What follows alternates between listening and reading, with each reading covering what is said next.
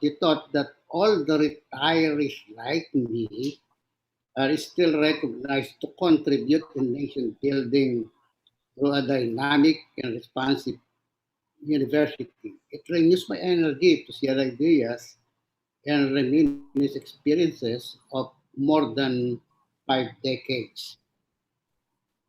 And I'm also tickled by the fact that the title of my talk is Insights from the Master. Because every time I hear that master, I'm reminded of Kung Fu. Hindi ba sa Kung Fu, may mga master pa yan. Ano? Kaya nakakakiliti. And I'm really excited this morning. Let me now focus on my experiences that relate to effective extension system to share to the responsible constituents of our university. Ang inyo pong mapapakinggan ay mga hinalungkat kong naisagawa ko nung ako ay bata-bata pa. Ako ay 82 years old now and I walk about 5 to 10 kilometers a day. So I feel strong, happy, and useful, but I have been diabetic for almost 50 years. My PhD research opened my path to specialization in vegetable crops breeding. For my BS and MS degrees at UPCA, corn was my crop. Tandaan nyo, corn was my crop. In fact, for my MS degree, I was able to prove beyond doubt the so-called cytoplasmic inheritance of susceptibility to Helminthosporium medis, the first of its kind in the history of plant breeding, plant pathology, and genetics. Pero panahon pa ng Kastila yun. Nung kasalukuyang ang Helminthosporium is devastating the corn industry, billion corn industry of the United States. Here in the Philippines, in a very tiny laboratory of the Institute of Plant, of the Division of Plant Breeding, I was able to do something about that particular problem. Later, I was assigned to work on rice and wheat with national scientist Pedro B. Escuro. So, tandaan niyo ha, when wheat was introduced in the Philippines, I handled the entire shipment of a few thousand varieties of wheat that we tested in campus, and Dr. Escuro was my boss. And on coconut, abaca, and masenda with Dr. Fernando E. Bernardo. Dr. Bernardo was my boss and my colleague at my fellow traveler in going around the country collecting important germplasm of coconut and abaca. My assistantship at Rutgers, the State University, was anchored on an industry project involving a devastating disease on verticillium of eggplant. Tandaan niyo, verticillium of eggplant. I was so fortunate that my advisor-to-be had the foresight of asking me if I was interested to do a study on eggplant. And I was even more thrilled when he mentioned to me that because I accepted the assistantship, he would be planting the germplasm of eggplant so that when I arrived in the United States, I could start making my crosses. And that speeded up my PhD degree. In fact, instead of finishing it in 3 to 4 years, I finished it in less than 2 years because the thesis was already started.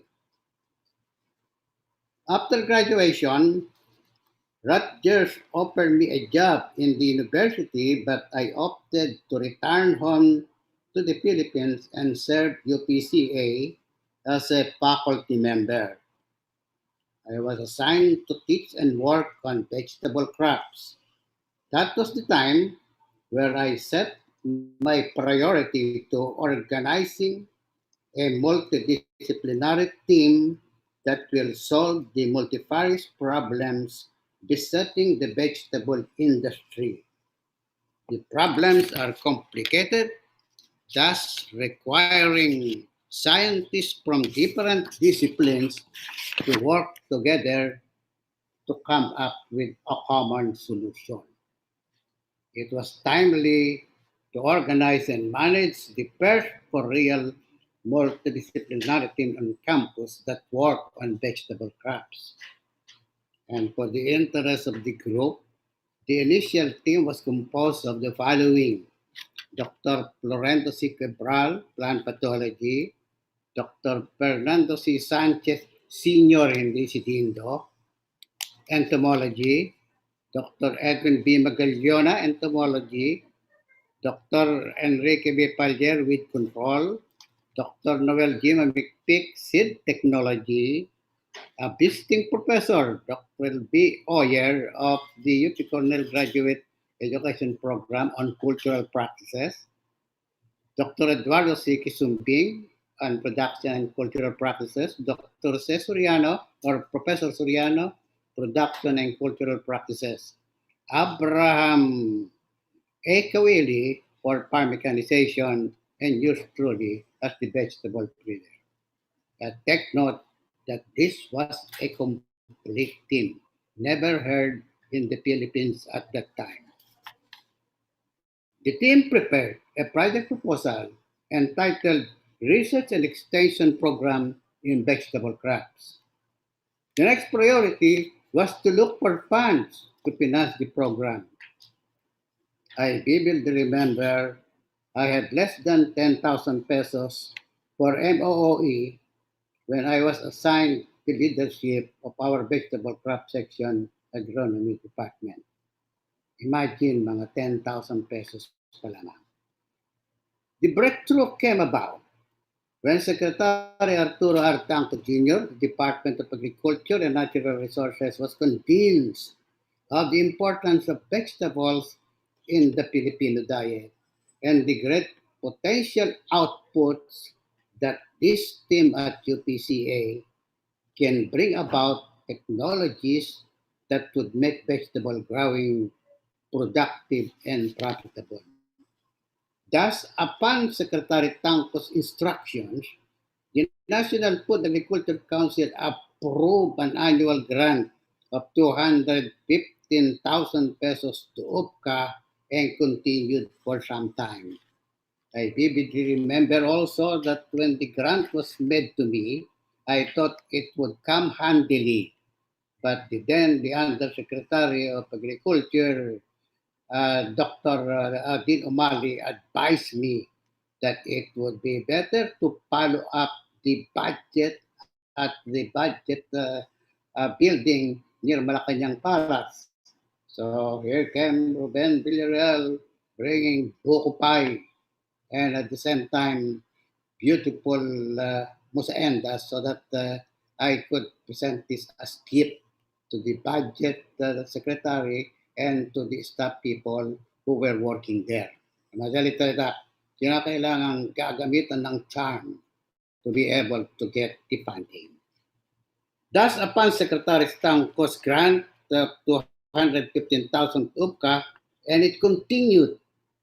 With such funding, the team was able to recruit bright undergraduate and graduate students to help them carry out research and development activities that would enable a better understanding of the vegetable industry and solve its many problems.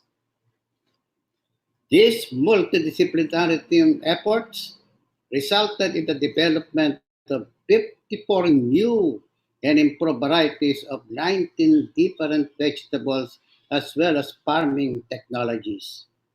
It also led to the training of extension workers and researchers and establishment of strategically located vegetable production testing centers in the Philippines.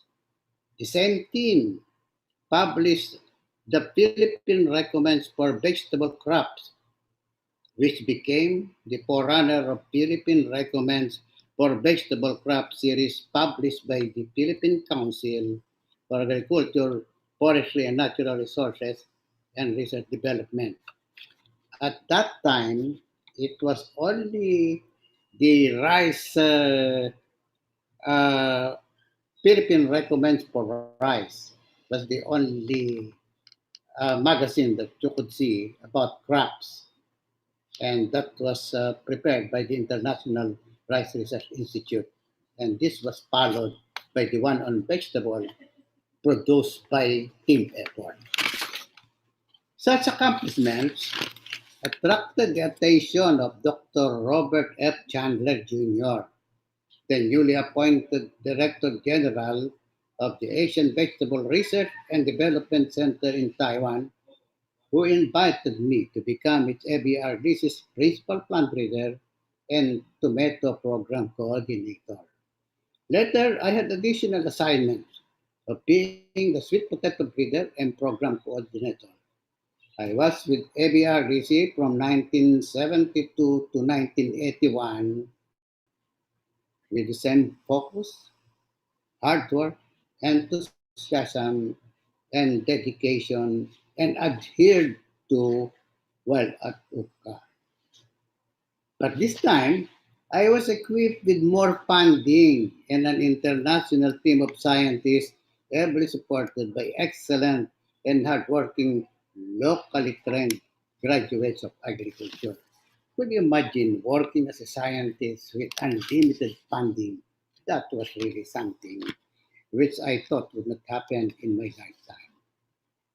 As Tomato and Sweet Potato Program Coordinator, I orchestrated the expertise and efforts of ABRDC team composed of plant pathologists, entomologists, chemists, nutritionists, production specialists, and even the people in the media, which led to the development of heat-tolerant and bacterial wilt-resistant tomato varieties and improved germplasm of sweet potato. In fact, to honor this kind of event, the Republic of China came up with a postage stamps bearing tropical tomato developed by the Asian Vegetable Research and Development Center. Many of these tomato lines and improved varieties are today grown commercially and for use in breeding programs in many developing countries, contributing not only to the development of the national industry, but also to the advancement of the vegetable industry in the tropics. Improved sweet potato germplasms are also being utilized in several Asian countries. Last October 26, 2021, no less than our beautiful IPB Director, Dr. Fred de la Cueva, presented a paper, Innovative Plant Breeding Technologies for Agribusiness. She eloquently presented IPB's products on varieties and technologies, on knowledge, on human resources. I don't intend to review her presentations, but strongly suggest to the listeners that you get hold of a copy of that very beautifully done paper about the accomplishments of the Institute of Plant Breeding, which was a product of an excellent teamwork or team efforts of our scientists. Our sincerest gratitude at this point to the vision and determination of national scientist MLQ Javier in establishing the Institute of Plant Breeding on 5 June 1975 by virtue of Presidential Decree 729 with these mandates: A.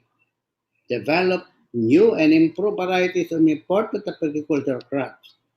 B. Undertake investigations in plant breeding and allied disciplines related to crop improvement. C.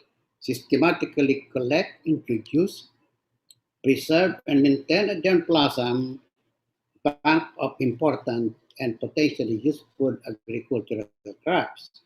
And D. Assist other agencies in developing simultaneous coordination of quality seeds and vegetable materials of recommended crop varieties.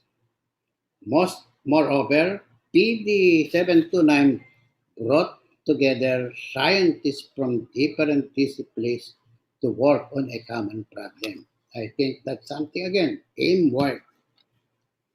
Another milestone in my crusade for teamwork was tested with Executive Order 1061, creating Bill Rice was signed on November 5, 1985.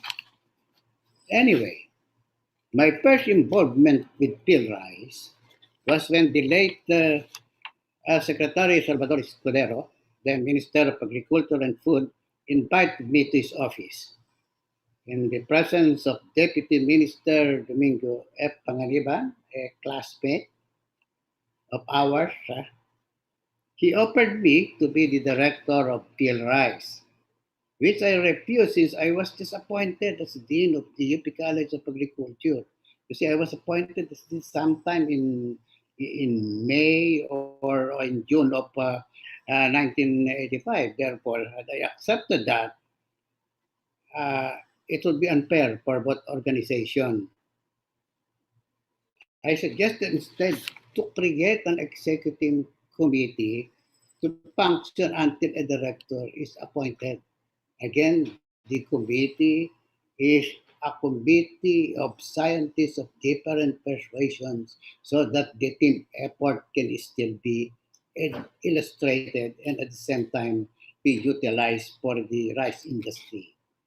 And as far as I remember, the members of the committee and their assignments were Candida B. Adalia, crop production, Silvestre C. Antares, farm mechanization and for harvest technology, Thomas Picallo Jr. on technology transfer, Ponciano S. Intal Jr. socioeconomics, Edwin L. Javier, varietal improvement, Genaro San Valentin, farming system, and yours truly as the member of the team.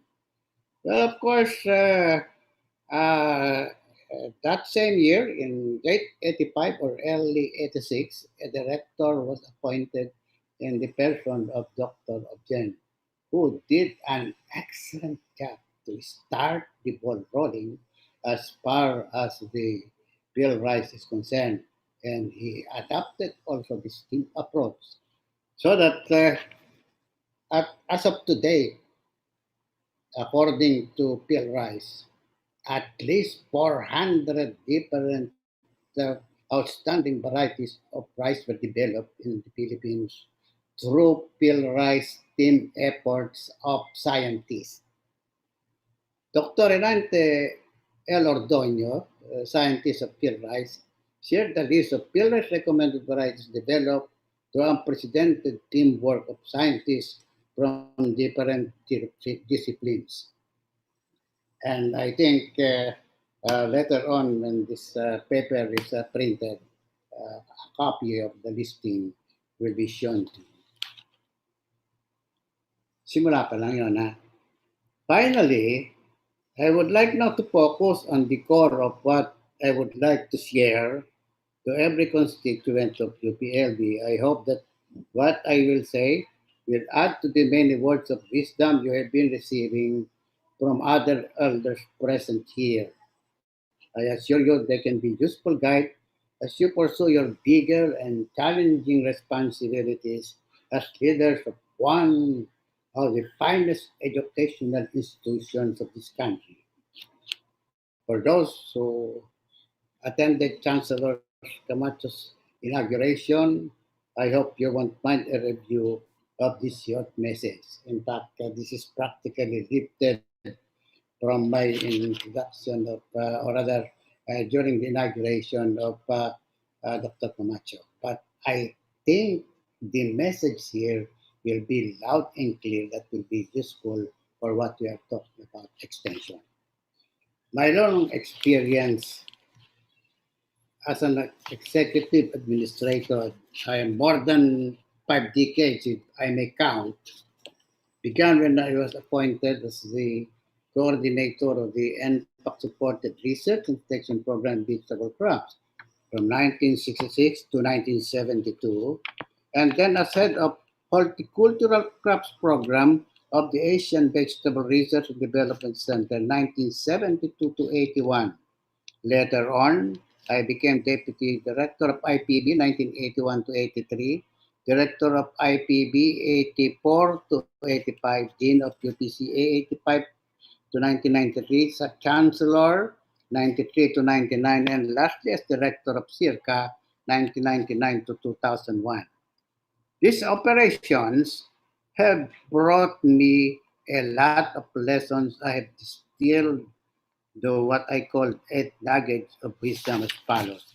I wish to reiterate that this I have already reported, but I would like to report again for the benefit of the extension team. Number one, respect the wisdom of your predecessor. The Greek philosopher Epictetus once said, I quote, "It is impossible for a man to learn what he thinks he already knows," end of quote. We must primarily acknowledge that our predecessors will not be appointed to the position if they do not possess the appropriate qualifications. Do not focus on their mistakes. Reinvent the wheel if you must by capitalizing on the institution's past strengths and outstanding programs. That's number one. Number two, respect others. As hands-on executive, I work with my staff, scientists, and executives at all levels. I respected them, and in return, they respected me until now. Wherever I go, I could feel that respect, I think, for what I have shown them earlier. Always remember the old adage that says, what you sow is what you harvest. End of quote. Number three, hard work and teamwork are always important. They are basic ingredients of success. I keep on repeating this experience, this part especially, because when I rose to the ranks of UP Los Baños and became chancellor from 1993 to 99, my up-close and personal encounters were with my sorority sisters. I was blessed to be surrounded by the brightest Sigma Deltans in campus at that time. Imagine National Scientist Ramirez, batch 55, Dean Graduate School, Emiliano Bero Bernardo, batch 55, Vice Chancellor for Academic Affairs, Corazon Flores Lucena, 55, Director Public Affairs, Erlinda Seminiano Paterno, 57, Registrar, Cynthia Tagiamon Cardenas, 65, Ghostwriter, Troubleshooter, and Serly Baroga Hamyas, 81, Ghostwriter, Mimosa Cortes Ocampo, 63, was also Director of Public Affairs during my early stint as Chancellor. They all protected and served me well while performing their terms of appointment. Moreover, in confronting student leaders, they were my front runner. They were my frontliners. They were strict and fully knowledgeable on the students' issues that the leaders prepared to meet me personally instead of a group confrontation with protectors. Kilala naman ninyo, ha? National Scientist Ramirez, Dr. Bernardo, Azucena, etc. Like my other sorority sisters in my cabinet, Sis Helbina Dancel Antonio, batch 55, who served as UPCA College Secretary from 1985 to 93, shielded Ray from time-consuming meeting with the students and concerned parents. With them, I understood profoundly the adage teamwork equals success. Michael Jordan, the basketball legend, says it better, and I quote, talent wins games, but teamwork and intelligence win championships. Thus, in all my leadership, positions as executive administrator, it has become a habit to practice teamwork. Maintain good communication and transparency. Keep everyone informed through regular meeting and other means of communication. It is said that effective management is 80% timely and good communication. Number five, delegate authority but don't lose control. No executive can do all the job. He or she has to rely on people working with them. Delegating builds the confidence and capabilities of the staff, which makes them effective. Number six, don't be wishy-washy. Decide. It is the third to make decisions when you know what your values are. Better to make mistakes than not make a decision at all. Many wars have been lost due to indecision. I remember many circumstances in which decisions have been postponed. By the time the decisions were made, the laws were different. Number seven, try your best and use a lot of common sense. The Bible says, and I quote, it is the hard-working farmer who ought to have the first share of the crops. End of quote. That's according to 2 Timothy 2, verse 6. Those who work hard, put in the best effort, deserve to be rewarded. It is as simple as that. Number eight, you may fail as an administrator, but never fail as a human being.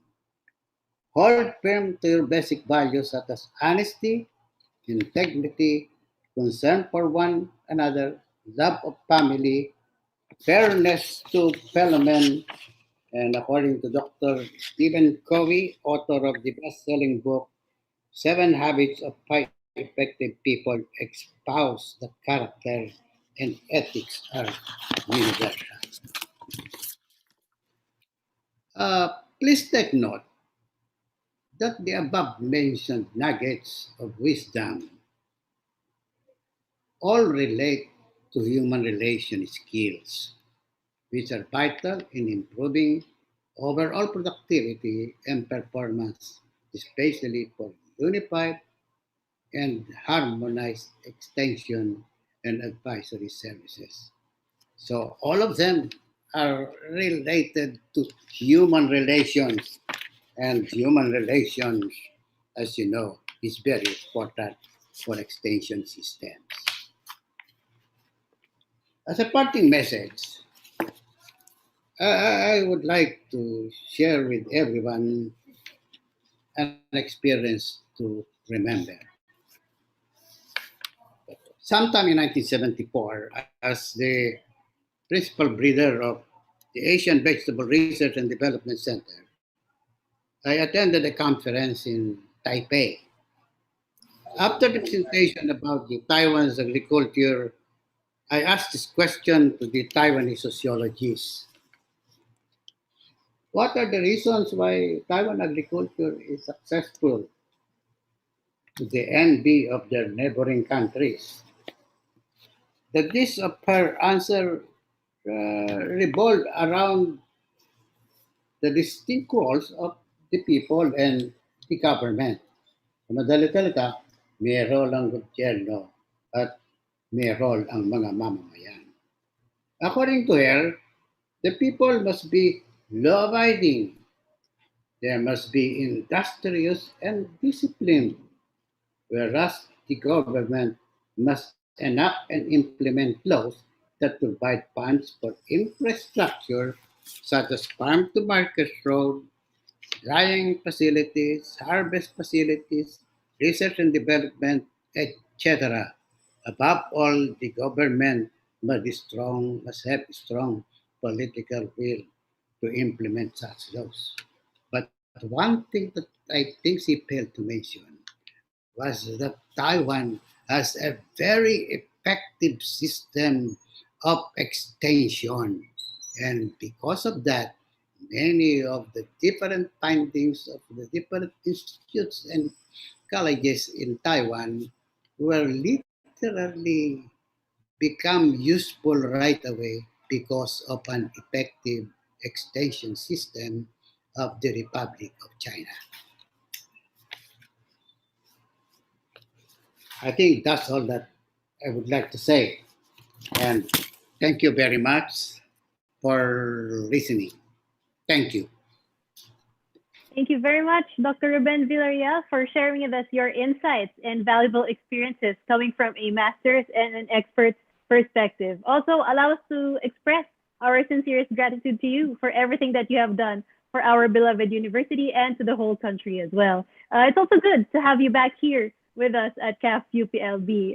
Maraming salamat po. It's always refreshing to hear such experiences and words of wisdom to motivate everyone to be the best in anything that they do. So maraming salamat po to former Chancellor Dr. Ruben Villarreal. And also a couple of announcements before we proceed. For our dear guest speakers, we ask for 15 minutes of your time for your talk. And para naman po sa ating unit representatives, we give you 30 minutes for your presentation of your unit outputs. As for our participants, if you have questions or clarifications, feel free to use the Zoom chat box. Or if you want to do a live question, you may also use the raise hand function. And to everyone else, kahit wala kayong questions or clarifications, show your love for the College of Agriculture and Food Science by using the react button here sa Zoom. Para naman po sa mga nasa YouTube Live, you may also use the comment section for your questions and clarifications. Later on po, we will be addressing them sa ating open forum section. Okay, so ayun po, feel free din po to do shout out sa chat box if you would like, if you don't have questions. And ayun po, lahat po ng inyong inquiries, feel free to use the chat box and the YouTube comment section. So again, maraming salamat po sa ating first speaker of the day. Para naman po sa ating next invited speaker, he is also a known agricultural forerunner and an extension expert who has been involved with various national and international collaborations and institutions. He is a forerunner of CAFS, or Province-Led Agriculture and Fisheries Extension System. Ladies and gentlemen, to talk about the prospects of SUCs under CAFS and the Supreme Court's Mandanas ruling, let us please welcome the forerunner of CAFS, Dr. Rex L. Navarro. Hello, Dr. Navarro. Good morning. I see, Madela. Anong department yan? Soils D. Ano? Soils po. Soil? Opo. Good morning sa ating lahat. Good morning, sir. Welcome back to CAFS.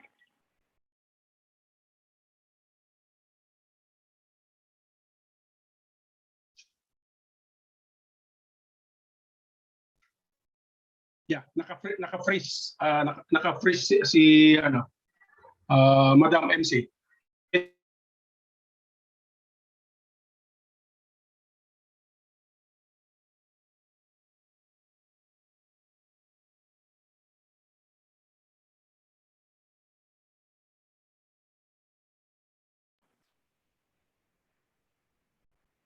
Okay, once again, while waiting for Dr. Navarro, a reminder to our participants to please use the Zoom chat box for all your questions and clarifications.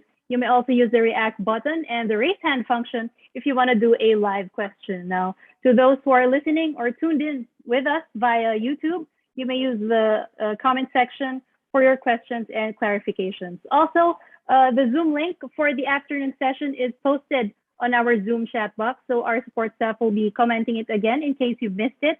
Also, sa mga nasa YouTube, we'll be also providing you with the link later on. So, ayun, you may also do your shout-outs para sa, to represent ang inyong mga units. So, ayan, if you want to do some greetings para sa inyong mga colleagues, professors, also sa inyong mga beloved rep staff. And if you want to do greetings, shout outs, and also your comments, questions, clarifications, yan. Post nyo lang yan sa ating Zoom chat box. And also, feel free to use the react button. I think mabilis lang ang mga thumbs up and heart reacts dyan. Ayan, so if you want to do that. All right, so siguro while waiting for Dr. Rex Navarro, let's see. Tingnan natin kung sino ang mga nasa University of the Philippines, Los Baños, listening mula sa ating campus. So kung nasa campus kayo right now, pahingi nga ako ng konting heart react sa inyo na nandito sa Zoom. Ayan, makikita niyo po yan. Ayan, nakita ko na si Doc Bambi. got Nasa disconnected. office din. Ayan. Sige, Okay, just can you show hear me your now? heart reacts, and we now give you Okay. back to Dr. Rex Navarro. Yes, we can hear you, Dr. Navarro, loud and clear. You may proceed po. Okay. Can I share my screen now? All right. Okay. We Can you see na my po. screen now? Yes, sir. So again, take two. Magandang umaga sa ating lahat. Unang-una po ang ating Chancellor, si Camacho. I hope he is in virtual audience now. Ang ating master at ang aking dating boss sa College of Agriculture. Alam niyo ang DepCom ay hindi naman college nung panahon namin. Chancellor Ruben Villarreal. And to the officers, din paid sa visit kay Ilian. Taga Cagayan kami, hindi din nag-visit. His father was my professor in cooperatives. And to all the officials and constituencies of the College of Agriculture and Food Science. Nung panahon namin ay UPLB College of Agriculture. This was one of only two colleges of UPLB at that time when it was proclaimed as an autonomous university by virtue of Presidential Decree 52 in 1972. I'm really very thankful to be given a chance to share our experiences in pioneering what we call province-led agriculture and fisheries extension systems, and especially propelled by the new ruling of the Supreme Court, which is now being implemented through Executive Order 138, which is called the Mandanas Doctrine. I have 5 parts in my presentation. I hope I could cover this in 15 minutes. Sana wag niyo akong putulin kung medyo sosobra ako ng konti. And because I'd like to start with the bigger picture. Every time I make a presentation on this topic, I always cite the bigger picture, which is the current task environment of agriculture and fisheries extension, not only in this country but worldwide. And just for those who have not heard, or may have heard a little about CAFS, just an overview of what this animal called CAFS is, and the opportunities of state universities and colleges under this new extension dispensation, especially under the Mandanas Doctrine, our major challenges and a success formula that I will share. I think some of you may have seen this during my presentation of same topic during this, I think there was an event also of the College of Agriculture. And my topic was grit and passion of extension. And so this is now the biggest development in our task environment. You know, the developed countries are now into what they call Industry 4.0. Of course, you know very well 1, 2, 3 industry, 1, 2, and 3. But now 4 is the most disruptive. I think I like Professor Gasman's term, disruptive challenges, because this development is now blurring the lines between the physical, the digital, and biological spheres. And so it's manifested in various products now. I'm sure everybody has heard about AI, artificial intelligence. Of course, artificial insemination sa atin sa animal science yan. And of course, robotics, Internet of Things, nanofertilizer, autonomous vehicles, vehicles talking with each other. 3D printing, ang ating printing ngayon, 1, 2 scales, dimensions, but now you can see a print in 3 dimensions, and of course, quantum computing. Kailan kaya tayo makakarating dito sa Industry 4.0? And of course, Industry 4.0 has given birth to another 4.0, which is in agriculture. And if you see this drawing, this is now happening, and this is from the US farm, no? And this farm is small. In fact, they label it as small and smart. There's only one guy there in his house. But look, he's monitoring his farm through,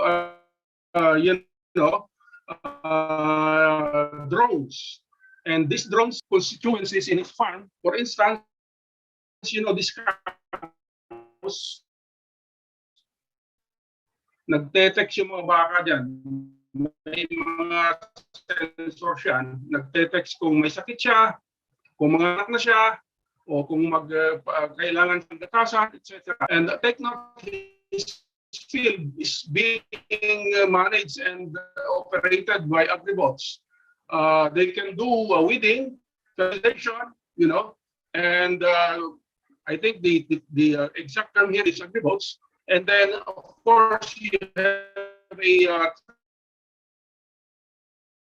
tractor here that has a sensor, and this is the one that is preparing his land. And it's essentially perfect land preparation. And all the data around this farm goes to that computer. So zero. And we would look, forward to that day when the experimental farms of the College of Agriculture and UPLB will be really displaying and demonstrating Agriculture 4.0. Na yung ating marami nating ginagawa, but wala tayong magagawa because we are a developing country. But in the developed countries, this is now happening. If you go to Europe and the United States, and even in some parts of China and Vietnam, they're already doing this. So it's all mechanized and informatized because they're using information and communication technology. They're very much into climate smart agriculture. And of course, given the limited land area, the game right now is competitiveness. So this is how we really have to devise not only extension but research and development in this country for us to really be in the 21st century. And take note, the notion that the public sector is the biggest player in agriculture is no longer true. If you look at the top 10 companies, this is just 2020, and you look at the leftmost column, these are all private, multinational companies, earning billions of dollars in terms of revenues, and that is led by Cargill, ADM, Bayer, John Deere, CNH, Syngenta, DuPont, Nutrien. Many of these are in the Philippines. And so our notion of the leaders of global agriculture sector is not anymore there because the leaders of global agriculture are already the private sector. There's even a bigger player here. If you look at the global information economy, and everybody is using all of this or attached to this, Apple, Microsoft, Alphabet, and Amazon. If you sum up these billions of dollars, this is the latest sales, no? They even surpassed the gross domestic product of many developing countries. And so this is now, the message here is, it is the private sector, it is the information economy that is no information economy. Okay, I think Professor Andrew mentioned us about disruptive challenges. I would like to relabel that into burning challenges because napakainit talaga ito. Susunog tayo if we will not really address these challenges. And number one, definitely, is economic recovery. Everyone knows that's number one agenda now amidst the pandemic. And still, poverty reduction. Parang hindi ko yata narinig dun sa, I hope I just misheard it. Parang wala akong narinig dun sa sinabi ni Chancellor Camacho that yung 5 pillars ng ating extension agenda. Because that is number one in your SDG, And of course, the second one is food and nutrition security. And again, if you look at your SDG, zero hunger is number 2. And so address not only extension, but in research and even in instruction. And yes, modernization and industrialization. This is really not new. 1998, meron na tayong AFMA. We were there with Secretary Dar when the IRR of AFMA was enunciated. But until now, talagang parang mabagal pa rin. No? And I will show you later on a news item related to this.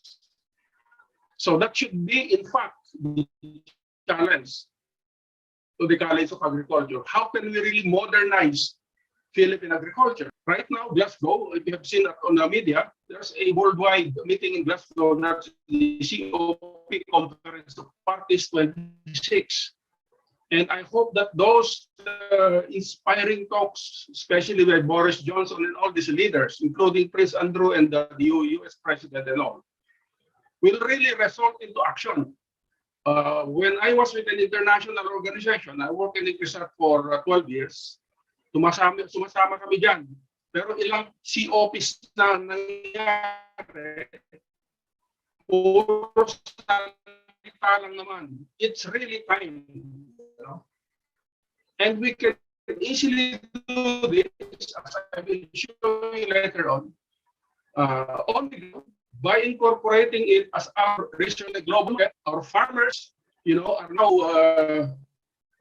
no more protectionist because we are now in the global trade, especially in the free trade area and the rights tarification law and all. And so we really have to make an extension sector the best instrument for competitiveness, technological, cutting edge technologies. Ito yung sinasabi ko. This just came out today. No? If you read the Inquirer, there's a column of Peter Wallace. And I got, this, parang nasira yung kape ko. Nagkakape ako lagi sa umaga. Sabi niya, Philippine farming remains stuck in the 18th century, no? Except for a couple of crops, like bananas. Why bananas? That's private sector. And previous landlords, blah, blah, blah. And farming methods have tried to continue to do so under less ideal cooperative arrangements.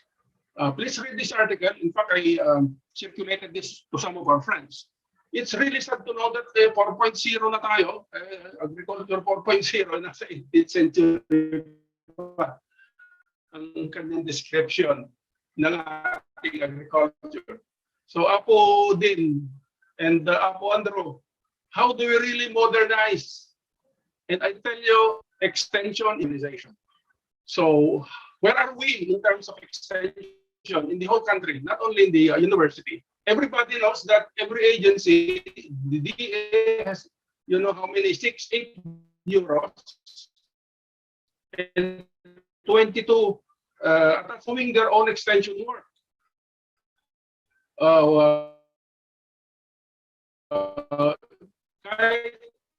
ATI, sabi ng ATI, we are the apex. So that's the result. Number 2 is a fragmented extension system. Kanya-kanya tayo. In fact, right now, there are more mandated to do extension. There are international NGOs, civil society organizations, the Department of Agrarian Reform, many other agencies doing extension, going to the same community, going to the same farmer and fisher folk. No?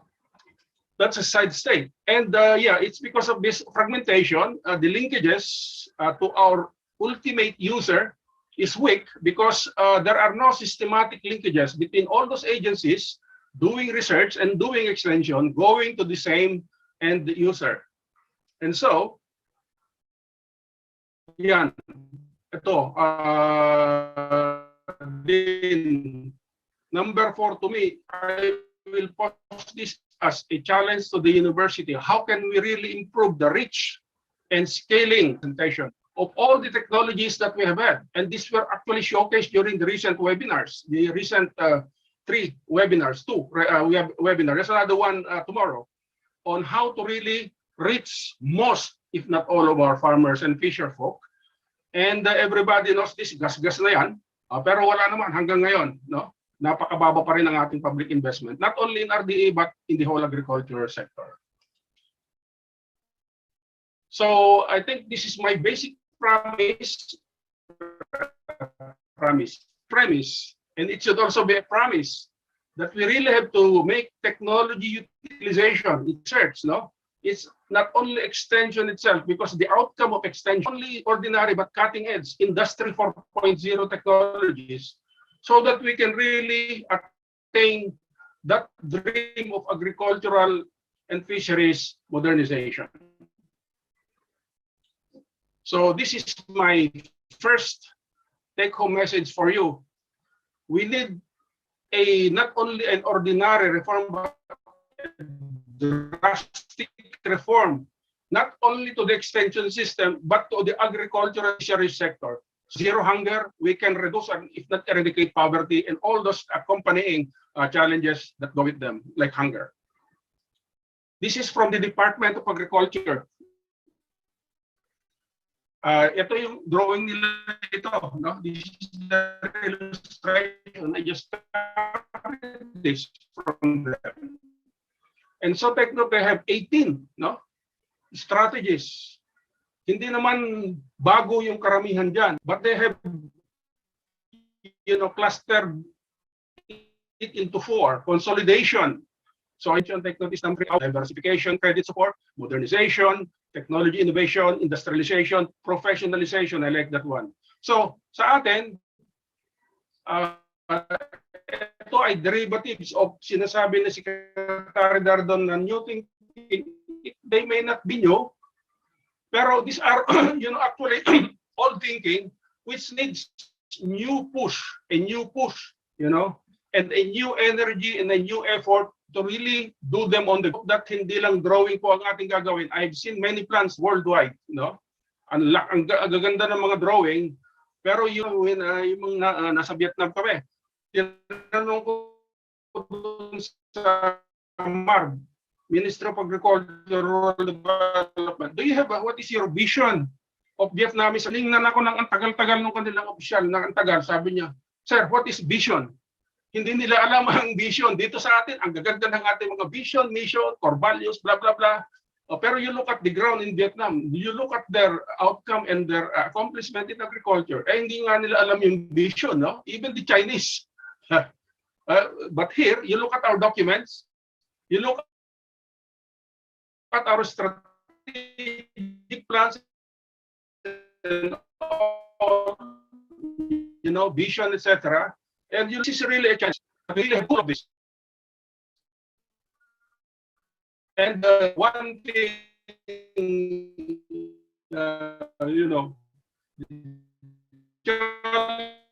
is that this administration is only about 8.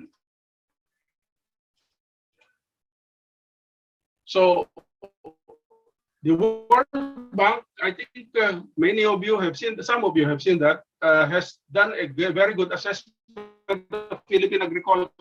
That was just about 2 years ago. And they published it in a document called Transform 19 and Beyond. And these are descriptions of how we can really modernize our agricultural and fisheries extension systems. When I speak, yeah.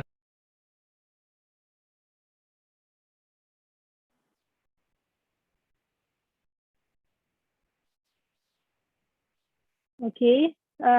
While waiting ulit kay Dr. Navarro, just a couple of reminders para sa ating participants to use the chat box for your comments and clarifications, and also show your love using the react button. So, Dr. Navarro?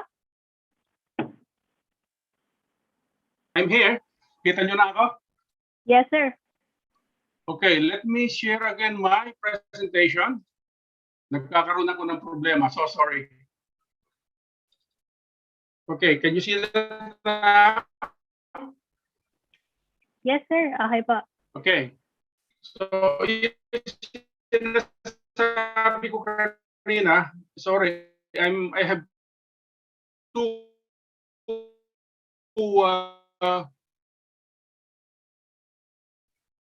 service providers here, but they're both, siguro marami. Okay pa naman, but rural people, supporting livelihoods, that's the only way we can really make people in the grassroots prosperous. And that's the way we will really be able to help not only the private sector, public sector. Private sector is now much ahead than the public sector in terms of innovations. And so it has to be multiple, and there are plenty, especially in the provinces. And it's not only now that the Department of Agriculture or the university, we have to have many various sectors, various cooperate and collaborate for a pluralistic institutional arrangement in extension services. And naririnig natin palagi yung number 4, market-driven, people-driven. Yeah, but how do we really operationalize this on the ground? And I tell you, number 1, again, that is a way if we really support rural livelihoods. This should be driven only those committing, not only the importers, not only the retailers, but farmers and fisher folk themselves. And yes, number 5 is the biggest challenge to UPLB. If we can really pilot and showcase a digitally enabled integrated platform, I'll show that later on. This will really revolutionize extension advisory services. Okay. So now, this is the premise. Dr. Navarro, You know, last if you're having April, problems po siguro with your internet connection, you Yeah. may turn off your video muna para po mas okay. smooth yung Very good. audio. Sige. Thank you so much. Okay. Sige. So, later. Yeah. You know, last April, I wrote an article and this was published by the Inquirer. At that time, wala pa yung Mandanas ruling, no?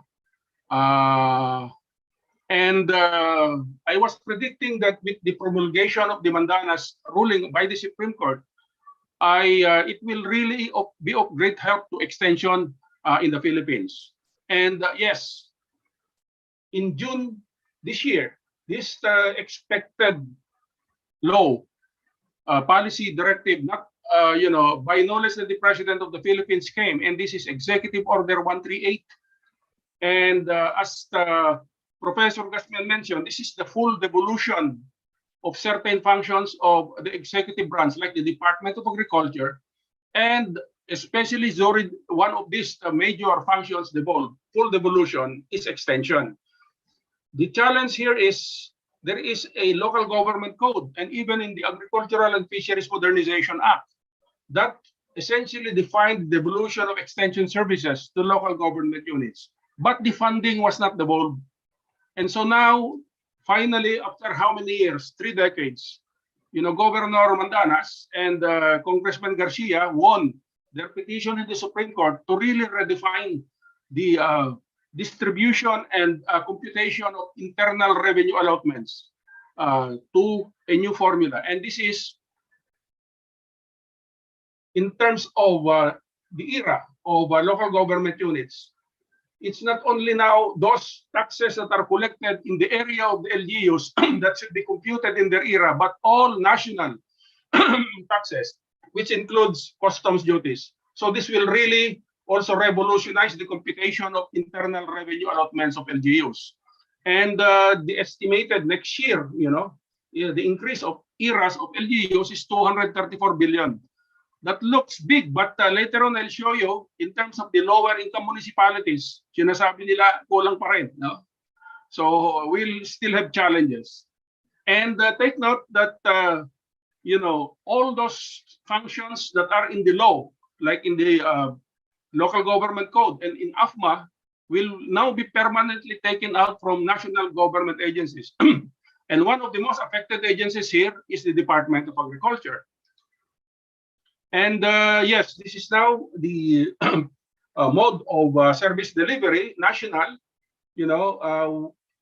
will be focused on, defining standards, monitoring, and assisting local government units. I think the DA has a very popular way of describing this. Sabi nila, ang national agency and DA will do the steering, at ang local government units will do the rowing. Daw, yun. So,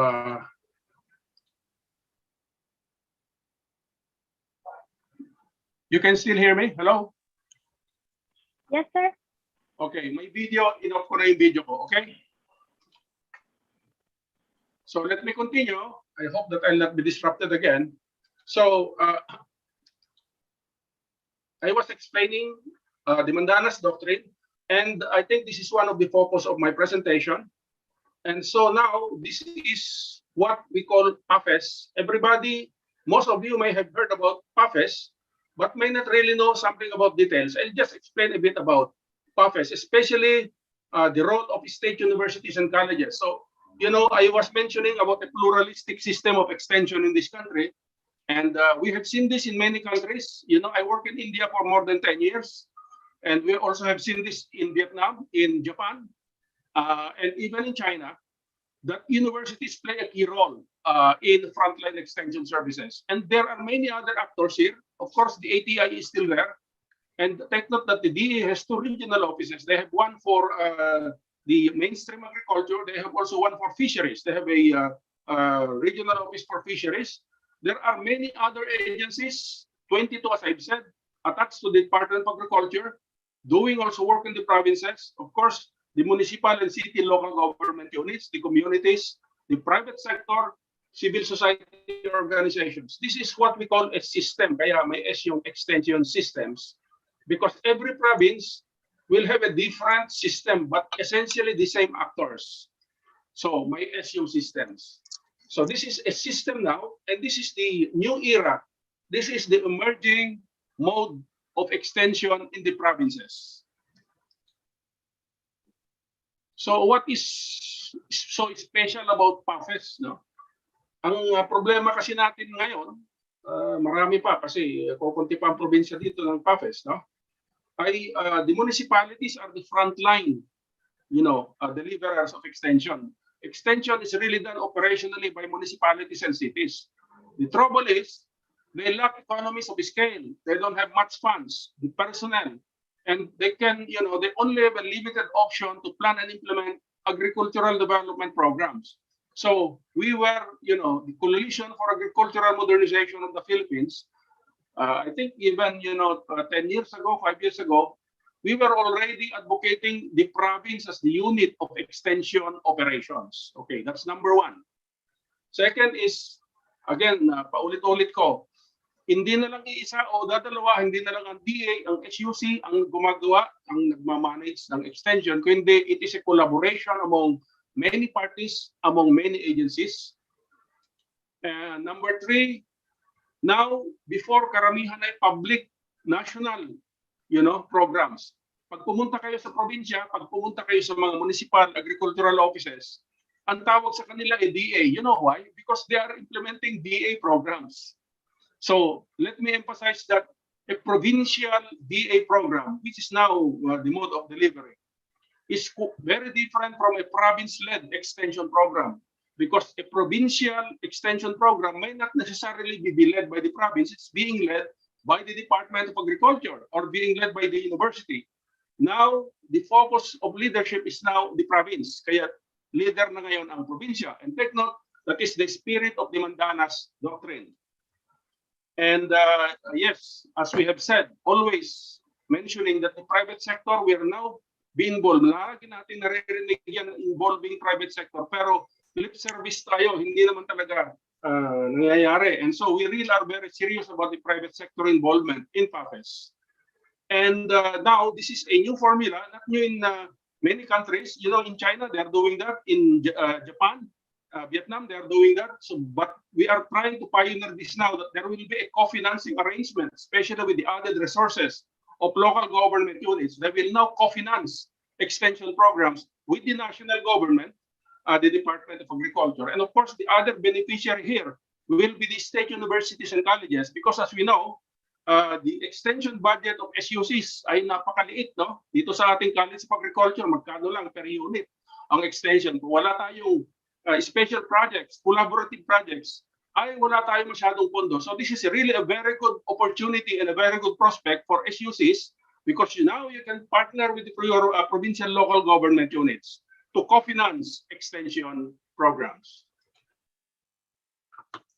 So even before this administration came, way back in 2017, when this administration is, this is the administration of Secretary Dar in the DA, when Secretary Piñol was still there, our leaders went to him to really articulate the need of reforming and reformatting our extension system. And these are all familiar to most of you. Nandiyan pa si Andrew was one of the pillars, maraming napaiyak sa ATI nung umalis siya, but of course he is a good acquisition of the UPLB College of Agriculture. And this was our former president, a balik scientist, Benigno Pecson. This is our chair, everybody knows him, Dr. Emil Javier. one of our stalwart senior expert in extension, Tito Contado, and the Dr. Fernando Bernardo was the dean of the College of Agriculture when I was a student in the early 70s. So ang sabi ni Secretary Piñol, go. And so we planned for 3 pilot areas. One was Isabela, Samar, no, not Samar, Leyte, and Bukidnon. Ang sabi ni Secretary Piñol, ay doon na lang kayo sa Samar kasi totoo naman, napakataas ang poverty doon, napaka-backward ng agriculture, at saka doon na kayo sa Agusan kasi Agusan is one of the poorer provinces in Mindanao. But in Isabela, umalis yung provincial agriculturists, so lumipat kami sa Ilocos Norte.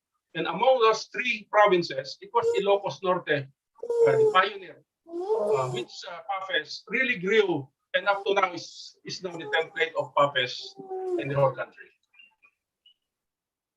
So we credit the past administration, the Agricultural Training Institute, nandiyan si Andrew, no? So Andrew is an expert of CAFS because together we were together in the original team, no? Ito yung dating director ng ATI, si Dr. Luz Tapusok, and Vilma is the former director of ATI in Region 8, and of course, all of these people, you know, a combination of UPLB and ATI, same. Nandiyan si Master Ruben Villarreal, Dr. Javier, Roger Quino. Ito yung mga yan. Ito talaga yung mga champions ng province-led extension sa Coalition for Agricultural Modernization of the Philippines. Kamukha ni Master Ruben ito, kapatid niya yan, si Dr. Reynaldo Villarreal, galing sa Senate yan. And this is my partner in pioneering CAFS in Ilocos Norte, Dr. Santiago Obiel. So this is the original agreement where we are piloting province-led agricultural and fisheries extension system, and that was way back in 2018. So when Secretary Dar came in August 2019, immediately after 1 month, he issued a special order creating a technical working group on rolling out CAFS in pilot provinces in the Philippines. And I was privileged to be one of the members of this technical working group, and chaired by the former Undersecretary for Planning, R.B. Becerra. He is now replaced by Dr. Leo Sebastian. And yes, same year, December, mainstreaming province-led agriculture and fisheries extension systems in BA operations. So to us, this was a fulfillment of our major advocacy, because now, hindi na lamang camp ang pumupunta sa probinsya, convincing and rallying partners. The DA has already adopted it and established ownership of CAFS and incorporated it as a means of implementing flagship programs in the regions and in the provinces. So this was a milestone in our advocacy for CAFS. So several months, 2020, after, the first CAFS province in the Philippines was established, February 28, 2020. And all these parties, yan yung Governor Matthew Marcos, very young, a son of Senator Amy. Of course, the secretary is there, Vice Governor Barba is there, our former president comes there. This is the president of the Mariano Marcos State University. As I've said, the university plays a vital role in CAFS, and all the other partners signed a memorandum of agreement formally establishing the first CAFS province in the Philippines in February 2020. And the arm of CAFS, so CAFS is the system, those are the collaboration partnerships established. The operational arm is now the Provincial Agricultural and Fisheries Extension Center. And if you see, they are governed by an executive committee or an executive council and managed by a center director, working directly with municipal and city agricultural officers, and of course, who are supervising agricultural extension workers working in the front lines. So that executive committee, this is a pluralistic management system, as we are now pursuing that World Bank recommendation. So now the chair is the governor. So this makes the province, the provincial leadership on top of extension systems in the provinces. And he is co-chaired by the regional director of the DA and the regional director of the Bureau of Fisheries and Aquatic Resources. Take note, the SUC president is an important member in the committee. This is the League of Municipalities and Cities, the president. This is the League of Municipal and City Agriculturists of the Philippines. They also have a president in the province. All the heads of the Department of Agriculture operating in the province, the private sector representative, and the CSO representative. So this is the governance system, the new governance system, emerging governance system of extension in the provinces now. And take note, as we have, actually we are copying this from Japan, because the number one challenge of the municipalities and cities is technical expertise, and this is where the university comes in. So all of these things, these are actually subject matter specialists.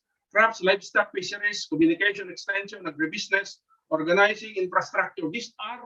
Many of these are coming from the university, and this is where the university is very strong. And so they provide technical expertise, technical advice to the frontline extension workers. They are not full-time. They are only detailed on call. And if there is a problem or a challenge, and even in developing the provincial extension program, these experts from the university, from the private sector, from other entities in the province are called to help in the provincial extension center. So this is now up in Ilocos Norte. In fact, they are about to inaugurate a building. I think by next month, they'll inaugurate a building for the provincial extension center. And take note, there are support systems here. The credit system is needed, the support is needed. We are only very sorry that the crop insurance agency is now under the Department of Finance, taken away from the Department of Agriculture.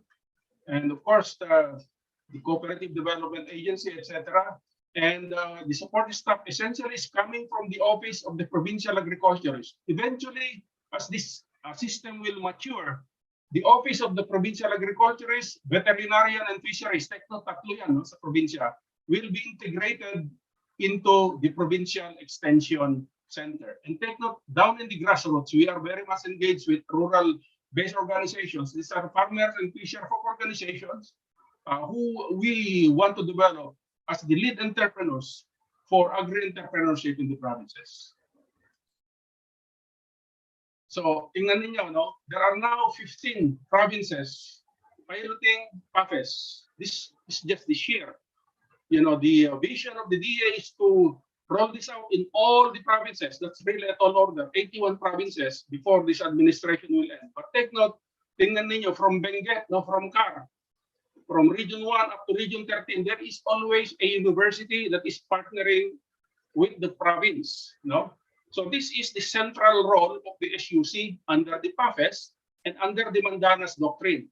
And this was really providential because when we were conceptualizing this, malayo pa sa landscape yung Mandanas, because Mandanas just came last June this year.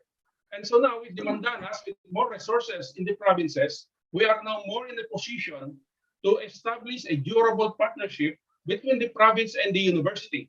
Now take note, for Batangas ang inuna nilang pilot. But now we are trying to advocate that will include Laguna. And so kung Laguna, nandiyan ang UPLB. At Quezon, nandiyan yung Southern Luzon State University. And I think hopefully by early next year that will happen. So we really have to prepare din and Apo Chancellor that UPLB will be a partner of Laguna in the Laguna Agricultural and Fisheries Extension System. So what is our role? What is the role of the university? Number one, I've already mentioned that in the organizational system, there should be a ready team of subject matter specialists coming from the centers, institutes of the university, to be always on the ready to be deployed in the province, in any municipality. If there is a problem on ASF, if there is a problem on armyworm, if there is any other challenge, that team should be ready to help. That's number one. Nakikita ninyo, matandaan nyo, sinabi ni Dr. Villarreal, at that time, the university, especially the College of Agriculture, they were on call from Secretary Tangko. Napakalaki ang linkage sa Department of Agriculture. Dapat ganun tayo ka-visible sa Department of Agriculture and in the provinces. So now take note, we have been doing this for some time, but what we would like to do now is we focus on the priority commodities. I will show you later on that diagram that have been prioritized by the province. Like in Batangas, their number one is dairy. So kahit na sabihin natin hindi PAFES ang Batangas, dapat nandun ang D3, no? At saka yung Institute of Animal Science. What is the challenge of the dairy? How do we really industrialize? And how do we modernize the dairy industry in Batangas? And later on, perhaps in Laguna. So that is now the challenge of the university. And yeah, this has been going for some time now. ATI and all those, even the universities have been training farmers and fisher folk. But the trouble is we can only train so much. We were not able to train all, if not most of them. Ay, so sinasabi natin, tinatanong namin kasi, ilan naman na training mo? 300, 500. Ay, kaya hindi tayo nagmo-modernize. We are not able to reach most of our farmers and fisher folk. And the knowledge products, we really have to use, modern tools to reach, to share technologies and knowledge with our farmers and fisher folk. And that is why number 4 is needed. The university is the best agency. We have an Institute of Computer Science here. And tech-savvy na yung ating mga batang extension staff. So how do we develop an integrated digital platform? I'll show that later on. No? What is an integrated digital platform? We have about 5 million farmers and about 2 to 3 million fisher folk. So about 8 million. Kasama na yung hindi registered, sabihin natin 10 million. So if we rely on a 12,000 strong extension force nationwide, ay wala talaga, hindi tayo talaga makakarating, no? And so we really have to use modern tools. We really have to elevate our technology into agriculture 4.0 so that we will really be able to reach most, if not all, of our farmers. And this is a very important one where the university can play a very big role because right now in our experience in the provinces in PAFES, mahina pa talaga, hindi pa nila kaya if you really put them on their own. Unang-una, pagpaplano ng programa ng hindi lang extension but the whole agriculture and fisheries development program. Wala pa sila masyadong kakayahan. We really have to shepherd them, we really have to guide them, and we really have to train them. And the university, and especially UPLB as a national university and the College of Agriculture as the leader, should really be of big help in trainings of our farmers and our fisher folk in making them ready for modern agriculture, and especially our intermediaries, our extension workers. The university needs their help. So, okay, ito na ngayon. This is the second half, last part of my presentation. This is the very strategic area where UPLB, College of Agriculture, can help modernize Philippine agriculture. So, balikan natin yung 4 pillars ng DA reform agenda. So, ito ngayon, in fact, if you now are going to map out your extension agenda, dapat i-review natin ito. Dapat para we become relevant to the program of the DA, we really have to look at these 4 pillars and see where we could really align and synchronize and dovetail our extension research, development, and extension program.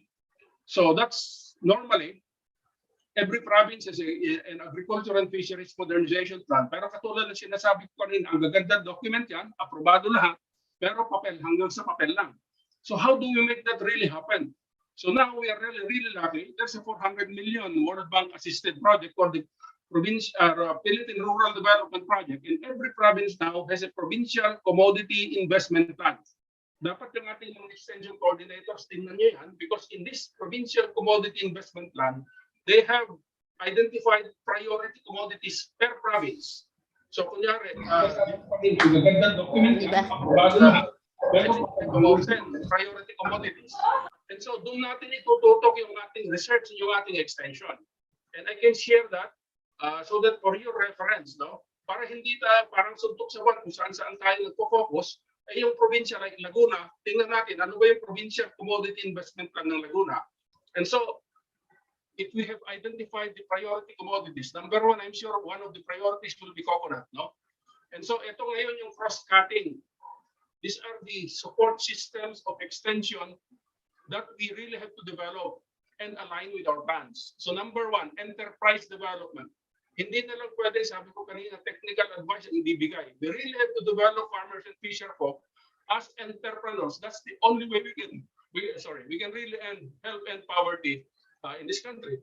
And according to the priority commodities, kung coconut, what is the cutting edge, the most recent technology that can really enhance the productivity of coconut in Laguna, no, in the generic. And excuse me, capacity building will also be focused on those priority commodities that are identified by the province, including a modern system of information and knowledge sharing,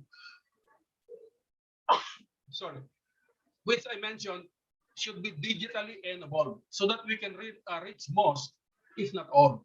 And of course, institutional strengthening, providing competencies to intermediaries, to extension managers, and to frontline extension workers.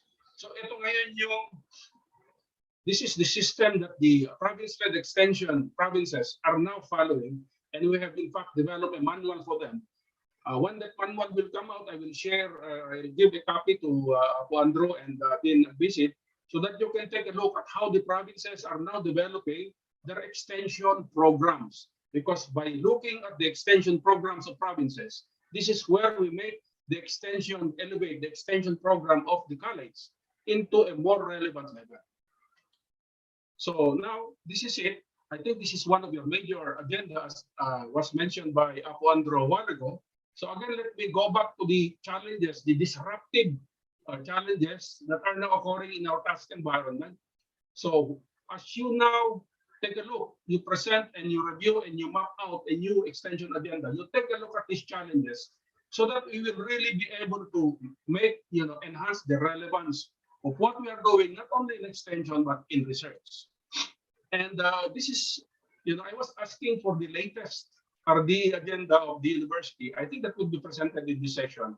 But ang sabi ng Chancellor's Office kahapon ay ginagawa pa lang daw because they are going also to present that in the summit, the alumni, UPLB Alumni Industry Summit on November 6th. So, but in my thinking, it should really be focused, what is a future-proof? Yan pa, hindi ko masyadong na-internalize. How do we really, it's really good to say, no? Ang dali kasi sabihin ng future-proofing. Lots of literature. But how do we really make this work? What is the operationalization of a future-proof university? And I think, as the Chancellor has said, extension is the one of the best instrumentality. And so we have to be developing anticipatory knowledge, innovations on socioeconomic, political, environmental, and technological systems. So hindi na po pwede yung business as usual kasi disruptive na nga. It should really be now business unusual. And so we really have to revisit our agenda and dovetail it, synchronize with a future-proof university. Pero ang talagang ano ko lang is, dapat pag-usapan natin, and I'm sure leaders of the college have been involved in that workshop. I think you had a workshop last June. What is really a future-proof university, and how do we operationalize that into our research and extension agenda? So now with that university-wide, these are my ideas only. Number one still is, how to improve and enhance our food system, which has been disrupted by the pandemic, how to make it resilient so that it will be future-proof. Take note, there have been many disruptions, not only in the production system, in the whole value chain of our food systems. So I think being a college of agriculture and food, that should be number one of your extension, not only extension, RDE lagi sinasabi ko, hindi na natin pwede paghiwalay yung research, development, and extension. Because kung walang research and development, walang extension, no? Okay, so developing resilient food systems. Number two is household food security. I've got some figures here. And in fact, I was really disheartened to take a look at these figures from that article that I shared you earlier. No? Ang ating figure ngayon sa hunger ay 31.6%. No? Ito ay poverty. And ang Fisher Folk ay 26.2%. And the national average poverty is 18.7%. And this is the reason why many people are hungry, because in the latest, what they call as Global Food Security Index of 2021, we are only 64 out of 113 countries. So, kaya pareha yung title ng pinakita kong article kanina. No?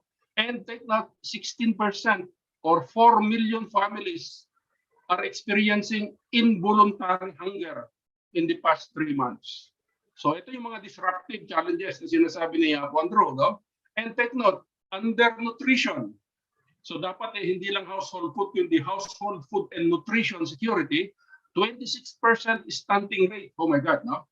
And we are fifth among countries in East Asia, you know. So, and we are on top of the 10 countries globally which have undernutrition. And you know, this is $4.4 billion or 1.5% of the country's GDP in terms of the economic burden of insecurity, malnutrition. And yes, rural entrepreneurship, because as I've said, let me repeat, this is the only way we can really help end poverty. Hindi na po pwede yung dati nating ginagawa sa extension na puro technical advisory, training. Hindi na po pwede yun unless we make farmers and fisher folk entrepreneurs. We will not really be able to break that cycle of poverty, because by entrepreneurship, by making them engage in business, that is the only way we can create wealth in the countryside. And yes, a big C, climate smart agriculture. Naririnig natin yan lagi-lagi, nandun nga sa conference of parties lagi. But how do we make this? How do we develop climate smart agriculture technologies that can be readily used by our farmers? Ang dami nating mga paper, you look at all the literature, oh, ang dami. I was once a consultant of CGIAR on climate smart agriculture for Southeast Asia. Ang gaganda ng mga sinasabi nila, pero you go into the farm, ay wala naman akong makikita masyado pa, no? So, ito yung mga challenges inyo. As you now develop your new agenda, this, for me, are the 4 pillars of the new research development and extension agenda of the College of Agriculture and Food Systems. So now, hindi naman silver bullet ang Mandanas, no? And this is from the DA itself. They've done critical analysis. Number one is, there is possibly a low budget for local government for agri-fisheries right now because of the pandemic and because the ERA is a black grant. 234 billion man yung nalagdag, hindi naman sinasabi ganito ang pupunta sa agriculture, ganito ang pupunta sa etc. Maka yung mayor o yung governor ang magde-decide, yung provincial government magde-decide kung magkano ang bibigay nila sa agriculture. That's one, no? So the lower income municipalities, kahapon I was talking to our mayor in a small town in Cagayan, Santa Teresita. Sabi niya, Manong, kurang yung tulak. Yung mga galing na ERA, kulang pa rin para talagang to make a substantial increase. But at least, madadagdagan. No? Pero sabi niya, kulang pa rin. And ito yung sinasabi ko kanina, and this is where UPLB can really be of lead. No? The developing the capacities of local government units in planning and implementing their own agricultural, not only extensions. And this is a sad fact. No? Meron tinatawag na seal of good local governance, hindi naman nakalagay yung agriculture doon because yung seal of good governance, if you are certified by the DLG, as merong additional funding yan, ay hindi daw kasama agriculture. So sad, no? And ito ay gas-gas na rin. So sana naman ay pagdating ng eleksyon, ito ang isang priority natin, pagpili ng ating mga kandidato, from president down to the mayor, to the councilor, talaga bang supportive sila, no, sa agriculture and fisheries. So this is now the last. And this is the major challenge of extension, not only in the university, but worldwide. How do we reach most? Kasi we are reaching, pero konti, no? Most, if not all. Take note, there are two sets of people, what we call next users in international research. These are the people who provide an enabling environment. So these are your managers, policymakers, officials, for the utilization of technologies by end users. So dapat when we do extension, we are also speaking about the officers, the next users, not only about farmers and fisherfolk. So ito yung sinasabi kong, yung sinasabi ni Apo Andrew kanina ay, synchronized, harmonized, unified agricultural research and development system. Hindi lang extension. Number one is we need a unified research development extension agenda. Take note, there are, two agencies now coordinating agricultural research, that is PICARD and BAR, and the universities, and CHED, no? And DAR, marami. And they are going to the same people. So how do we unify that agenda? And there is, according to AFMA, there is a body, it's called the CERDAF ang tawag, the Commission on Extension, Research and Development for Agriculture and Fisheries. Committee on Agriculture and Fisheries Development for Agriculture and Fisheries. That is, promulgated by law. If only that is activated, we can have, because that's the body that is responsible for a unified RD agenda. And so we have a triangle here. On top of that, of course, are the national institutions that will do basic strategic upstream research. And this is where UPLB has a strong competence, because aside from BAR is not research, they're only fundings in the same as PICARD. What is being, the research that's being reported by BAR and PICARD are done by the universities. And definitely UPLB is one of the leads. No? And in terms of extension, there is, of course, the Agricultural Training Institute and the DA agencies. They also have varying research and extension agenda. And it's just good we have a new director of BAR right now. We're going there next week and discuss with him how can we really link and synchronize all of these multiple agencies doing research and extension and the Department of Agriculture. The next in the region. So take note, there are many players also. And so there you have still this is where the XUCs are very strong. But of course, take note, UPLB is national. So we really have to lead the other universities in the regions, the DA regional offices and DA ATI regional centers to do development. And I'm sure everybody knows the product of strategic and basic research is developed into a product which is development and, mainstreaming this in the regions and the provincial institutions. This is where CAFS takes a lead because there we are doing adaptive and applied research. So we don't have to do new research in this level because we can only adapt and develop location-specific technologies out of the basic and strategic upstream research that is being done by the national institutions. And up to the municipal level, we have the municipalities, civil society organizations are strong. So now with the Mandana's ruling of more resources in the provinces and municipalities, we are more in a position now to do a harmonized and unified research, development, and extension system. Dito naman sa atin, so, ito, binibilang ko ang units natin sa agriculture. One, animal systems institute, animal, crop, food, fresh, lagrana.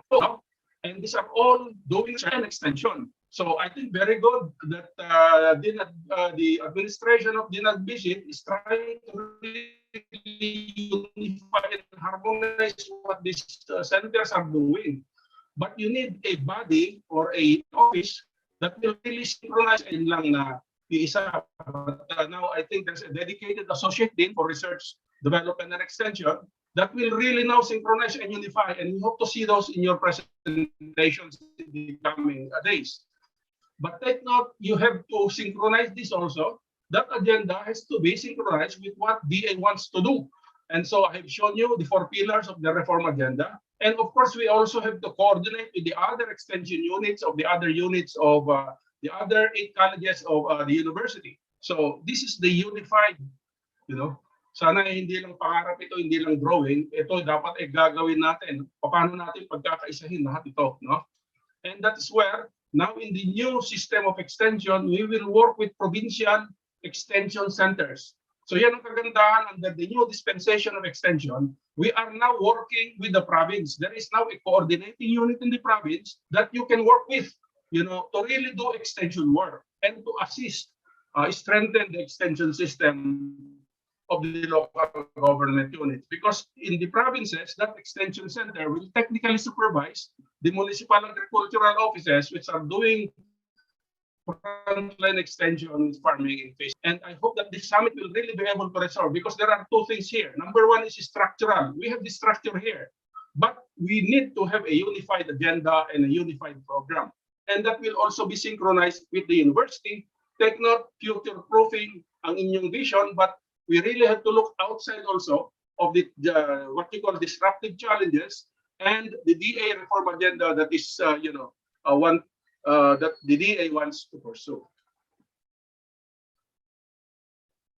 I think everybody has heard about scaling, and I hear scaling out, scaling up. Dapat hindi tayo malilito, scaling na lang ang ginagamit sa CGIR in the global research system is scaling. Wala na yung up, wala na yung out, because there are 3 dimensions of scaling. No, ito kasi ang challenge, scaling. When you scale up, you need to have a policy, you need to have a receptive and a reformed institution to do scaling up, and that is CAFS, no? And in the university, a reinvigorated extension office in the university and in the college. So you need a policy and an institutional transformation for scaling up, because this is the enabler for the application, massive application of technologies, which is scaling out. So ang ating dito ay hindi naman 1,000, 2,000, that's nothing, no? We have about 5 million farmers. Dito sa Laguna, siguro, ay million na rin ang ating farmers dito, Region 4A, I mean. So, hindi na lamang tayo kontento dapat sa 100, 300 reaching, that's nothing, no? Kaya hindi tayo nagmo-modernize kasi kokonti yung ating nararating. But the most difficult is scaling din, because that is really making the technology and innovation permanent practice, no? So parang nagbabras ng ngipin. So that will become a lifestyle of the farmer, and that will really be, a transformed mind, value, and practice is the real operationalization of agriculture modernization. So when we speak about extension, these 3 dimensions have to be met. Kahit na ang dami-dami nating technologies, I will show you the webinars later on, ay kulang tayo ng institutional arrangement. At the ground level, we now have CAFS, but we need one in the college, and we need one in the university.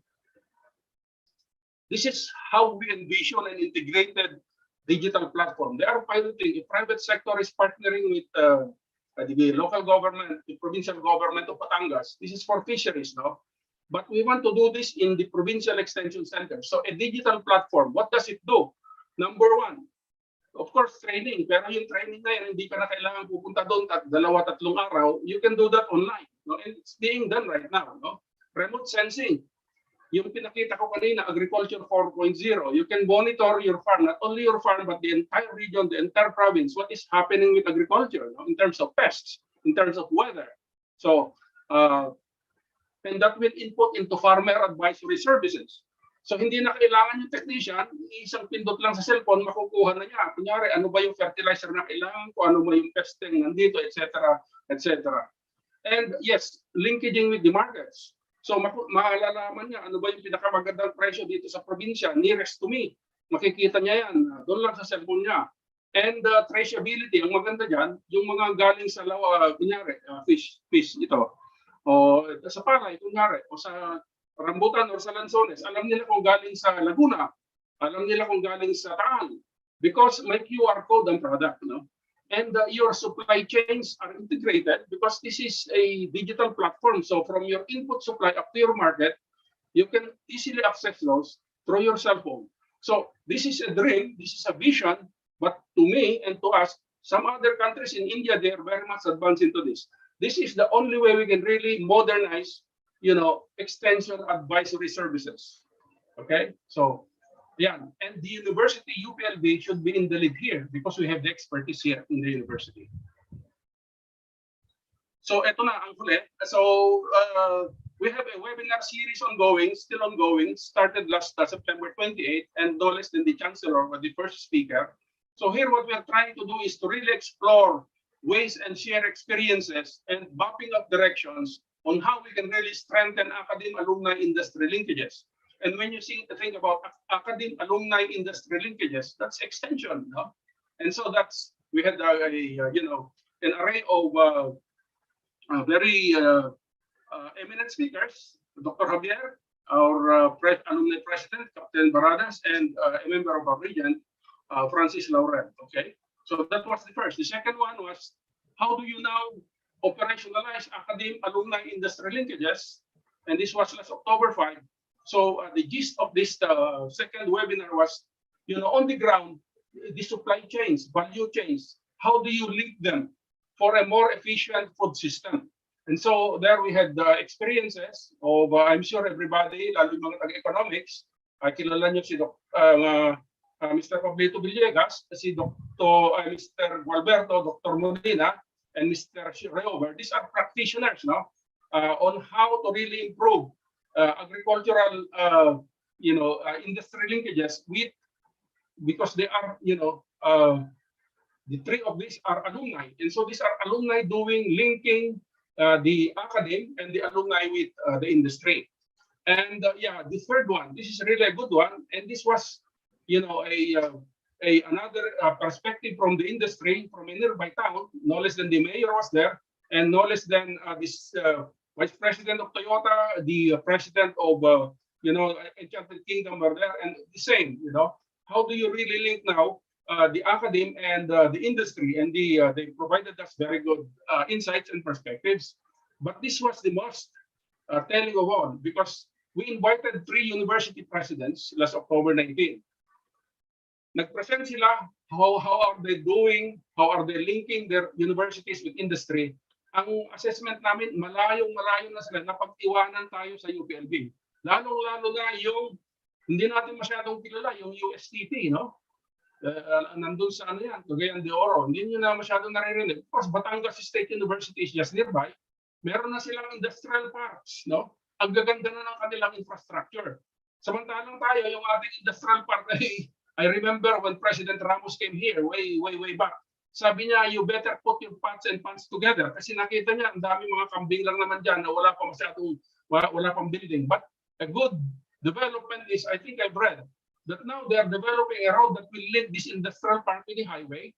And soon, it will become part of the, what they call the export processing zone, I think is the vision. And I hope that this will be expounded during the Extension Summit on November 5. Pero ang talagang lesson na nakuha namin dito is, this was really an eye-opener. Nalayo na yung mga ibang universities, even MMSU, may linkages sa Toyota, etc. No? So, we really have a lot of catching up to do. And now, ito naman tayo. No?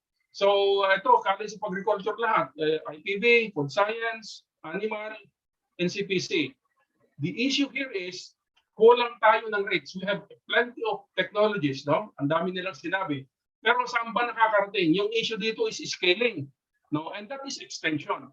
Hindi natin pwede sabihin na tawagan ninyo kami, ito yung aming contact number, that's nothing, no? We really have to be more proactive and reach to out. I remember Dr. Helia Castillo, kilala niyo siguro, sabi niya sa PhilRice, your varieties will not go to the farmers. You have to go to the farmers yourselves and, share your varieties. So even if you have 400 varieties, even if you have thousands of varieties, nandiyan lang naman. At dami natin mga product, yung mga product na pinakita ni Madam Mupera, no, sa Food Science. Ay nakikita ko hindi lang sa UPLB, sa mga ibang universities. No? I was a Board of Regents, member of the Board of Regents of Cagayan State U. Nandun lang naman sa kanilang Food Innovation Center, eskaparate yung mga product nila. Wala naman sa market. Sabi ko, I look forward to that day when this product will be out there in the supermarket. So ganyan dapat ang new way of thinking natin, no? Sa extension. Hindi na lamang dapat pang-display o pang poster o poster paper competition, etc. We really have to go there in the market, promote our products, and by doing that, you link with industry. So this is part 1. There's another one coming tomorrow. We invite all of you, and this will be part 2. So yung biotech naman, forestry naman, at saka yung College of Engineering naman. So what we can offer to industry, what we can offer to stakeholders. So this is really an eye-opener, and this is really a very good input into your plans. I hope that you've been listening to these webinars. If not, you can visit. There's a link to all of this, and you can gather insights from practitioners and from our colleagues in the university. Now, I will close. I don't know, those of you who are in physics or in mathematics and in meteorology have heard about Edward Norton Lawrence, and he has this theory that, if you do something small that can have ripple effects that will have significant impacts on a bigger scale. And he was using a butterfly to illustrate. And he was saying that a small flutter of a butterfly can ultimately cause a typhoon halfway around the world.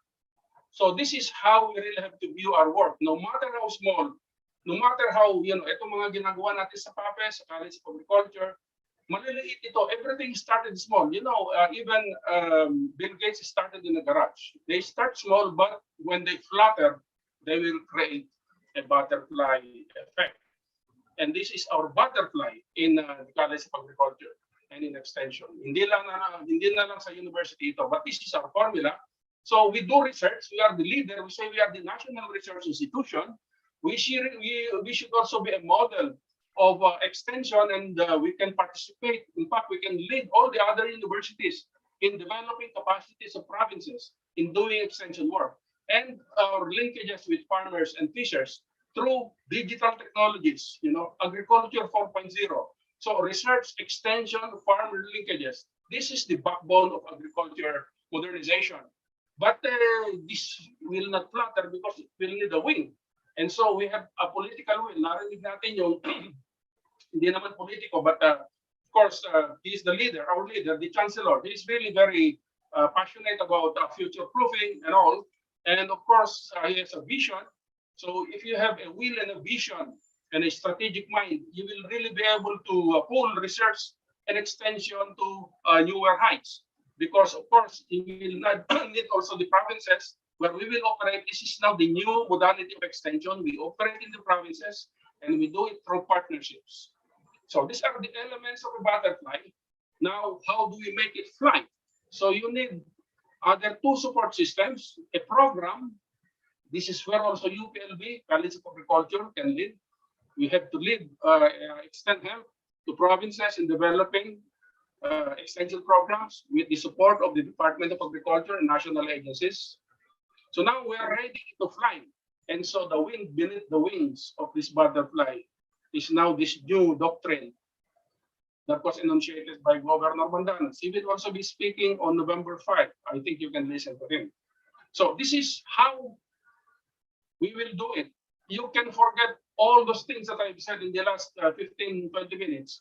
But don't forget about this butterfly, because this is the one that will really capture the elements of how we will succeed in developing a new and refreshed extension agenda of the UPLB College of Agriculture and Food Science. I'll end with this take-home message, and I'm sure everybody knows this guy with the long hair. So if we are doing the same thing over and over, you know, paulit-ulit, business as usual, and expect a different result, ay baliw daw tayo. So I hope this is a challenge. Hindi tayo magpapagabaliw.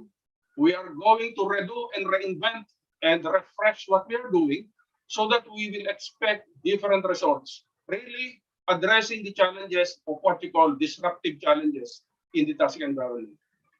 Maraming salamat po. Let's make this butterfly flutter. Maraming salamat again, Dr. Navarro. Sometimes it's good to be reminded that we live in the 21st century. You know? Thank you as well for highlighting our country's challenges that we need to address. And challenge rin ito sa atin sa College of Agriculture and Food Science. So again, maraming salamat po. And a reminder again to our participants to please fill up the attendance form na nakashare sa ating Zoom chat box. And para sa mga nasa YouTube, feel free to access the form. And also the evaluation form will be shared later on sa ating chat box. So our third and final talk for the opening day of the summit is somewhat closer to home. So it'll be coming from one of the university's Extension forerunners, ladies and gentlemen, to talk about the UPLB Extension agenda, the Dean of the College of Public Affairs and Development, Dr. Rowena T. Bacongis. Good morning, Dr. Bacongis. I hope you've been well. Good morning, Del, at maraming salamat for welcoming me. Magandang umaga po kay Chancellor Camacho, kay Dean Agbisit, kay Dr. Kawili, Associate Dean for Research and Extension, of course kay Dr. Andrew Gasmen, sa ating pong mga speakers na nagbigay po ng inspirasyon, si Dr. Ruben Villarreal at si Dr. Rex Navarro, who provided us with an overview of the challenges and governance innovations in extension. So this morning, I was invited by Andrew to share once again the UPLB extension framework, which was crafted by a group.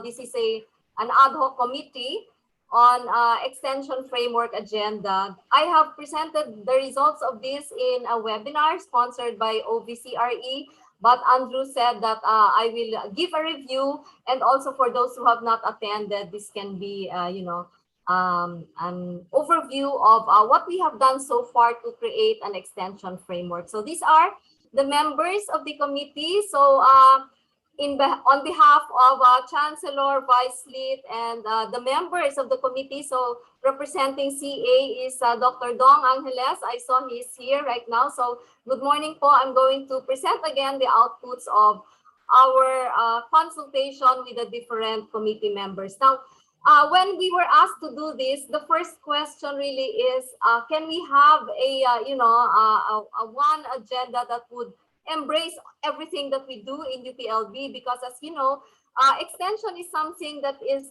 done by each college, and therefore this is the first time that we're going to come up with an RDE agenda for the whole university. So that was the first question. No? Can we actually contain it in one document to represent the diversity and vibrancy of what we do? And the second, of course, is how are we going to do it? No, so we were given instructions on a Sunday to present it on a Wednesday. So that was really very short. So what we did the first time was for the committee to brainstorm through an asynchronous method, no, using asynchronous methods through Jamboard. So that's what we did. The question there was, how do you understand extension and what do you do? What are your priorities or thrusts in your college? So that was, just a question. And from there, we came up with a document which we presented to the strategic planning workshop. And once again, because of very limited time, we were only given 7 minutes to present that. We asked them to contribute to a Jamboard, no? So that was the second iteration. And since we were not sure really if what we did actually captures everything that what we do, so that was just the first time. No? It can capture everything that we do. It was not even yet how we can contribute in the future, but that was already at the back of the mind, because the question really was, can we put everything in one document? So we did college consultation. So Dr. Angeles was the one who did this in your college. Because we wanted to make sure that what we were presenting can actually represent what each college does, no? And we were happy that indeed, by listing all of your what you do in the past, no, you were the framework was able to capture, because everything was captured in that framework. You were able to encode them accordingly based on what was done. So we were happy with that. And then finally, we had the university-wide consultation. So there are still comments in terms of how we define, but I said that is something that the RD, the research committee and the extension committee, I think should do together at the level of OVCRE. But at the level of extension, more or less, there were no longer comments on the objectives, on the thrust, and the principles. So let me go through that very, very quickly. I know you gave me 15 minutes because there's still something that you should do, no? So we came up with a definition of the extension program of UPLB, and we focused the definition on the things that we got from the consultation. So basically, it was about capacity strengthening activities that engage, educate, and empower local and international stakeholders, because there was a question of who. Right, so are these going to be, within the Philippines or outside of the Philippines? So we added international stakeholders, and we also emphasize active and meaningful participation in the advancement of sustainable development, no? Because we're looking at the framework of SDG goals. So also we added the fact that extension is actually involved in lifelong learning, and it is only through developing lifelong learners that we can actually advance society. So we have here a short description of developing lifelong learners such that people can take actions to shape the future. So Dr. Navarro earlier talked about the fourth industrial revolution, and this is something that we have to prepare for, except that there are a lot of discussions on how actually are we going to go about it, and what are the competencies. A lot of people talk about the importance of it, but we still really haven't discussed what competences are needed. No, there are many answers, but there are really no discourse on what to prioritize. So essentially, we're just saying that lifelong learners are important, and therefore this is important in taking actions to shape the future. So it's a general introduction to extension. And here are just some definitions that we added because there might be questions on what is capacity strengthening, how different is it from capability or competencies. So that is also in the document. And we propose principles because when we ask what are the definitions of extension, a lot of the answers actually also dwelt on principles. So we believe that this is very important component of any document. And so we have here 5 principles: inclusivity, 6, interdisciplinarity, collaboration, active engagement, evidence-based, ICT, and smart technologies. No? So earlier it was actually science-based, but we had problems of the science-based word primarily because we have the arts and we have the arts, right? So science-based can represent science-based. The sciences, the natural sciences, for example, but it couldn't represent the arts. So we said evidence-based. So that's the principle. And then finally, we have the objectives. And so we have 8 all in all. So the first is competences. And we said here that the competences would be representing all that we have been done in the social sciences and the natural sciences. So these are listed here. Promote economic security. There are many answers in terms of livelihood. So we made it bigger, promote economic security. And then ensure well-being. Well-being referring to physical, emotional, social, and mental wellness, because there are many interventions along this line. One, health, because of problems of diseases. For example, in the ASF, so that's very important that we have to be discussed. Enhanced food and nutrition security, so there was a lot of comments on the definition, so I said that will be addressed, but there was no question about the objective per se. Support innovative educational systems, because a lot of what other colleges do, and I'm sure also CA, is that improvement of the curriculum of different institutions, like for example K-12 and other universities. We're also involved, Andrew and I are also involved, as well as the others here in CA, no, are involved in the competences development, which is a project of PAA, PhilIASnet with PRC. And then advanced robust governance system, this is something that Dr. Rex Navarro already discussed, so I won't go into that. And promote resilient and sustainable ecosystems. So how do we go about it? So we focused on 4. We tried to capture everything into all these 4. So we have non-formal education, technical and advisory services, policy analysis and advocacy, and other support services. So this is what I was saying, that we were more or less happy because indeed the different colleges were able to actually encode all of what they did using the matrix on objectives and intervention. So I believe that was a start. And as I was saying, and I was discussing with the Vice Chancellor Lid, I said, this is just the first iteration. I'm sure this is a process because it's the first time that we're coming up with a university-wide extension agenda.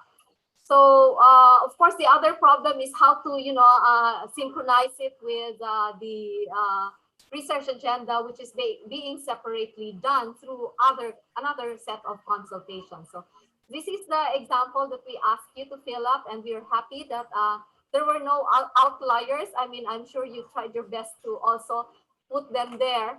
But for one, we're happy that this framework so far, or this agenda, captures everything that we do. So the problem really is, as a national university, how different are we from the other regional universities? No? So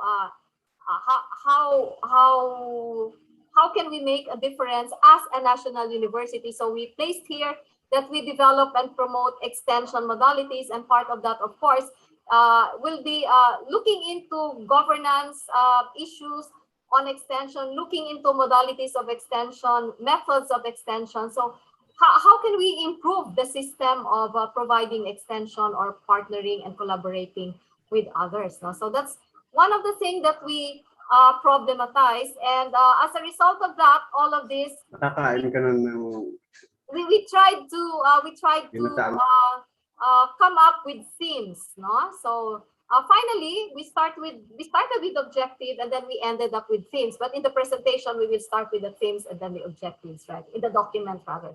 So what are the themes that we believe captured all of the objectives? So the first will be about securing and a secure and thriving community. That's one of the themes of our extension.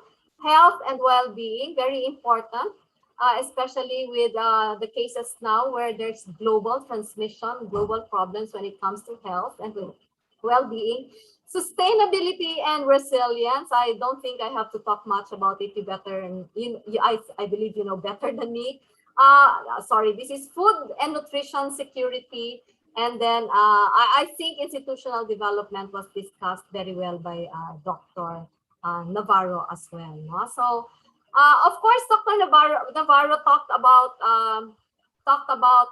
the province-led extension, and we also know that DA in 2008 revitalized the RRDN, or the regional RDE networks, where also SUCs are part of. We also have AFEN and RDN of ATI.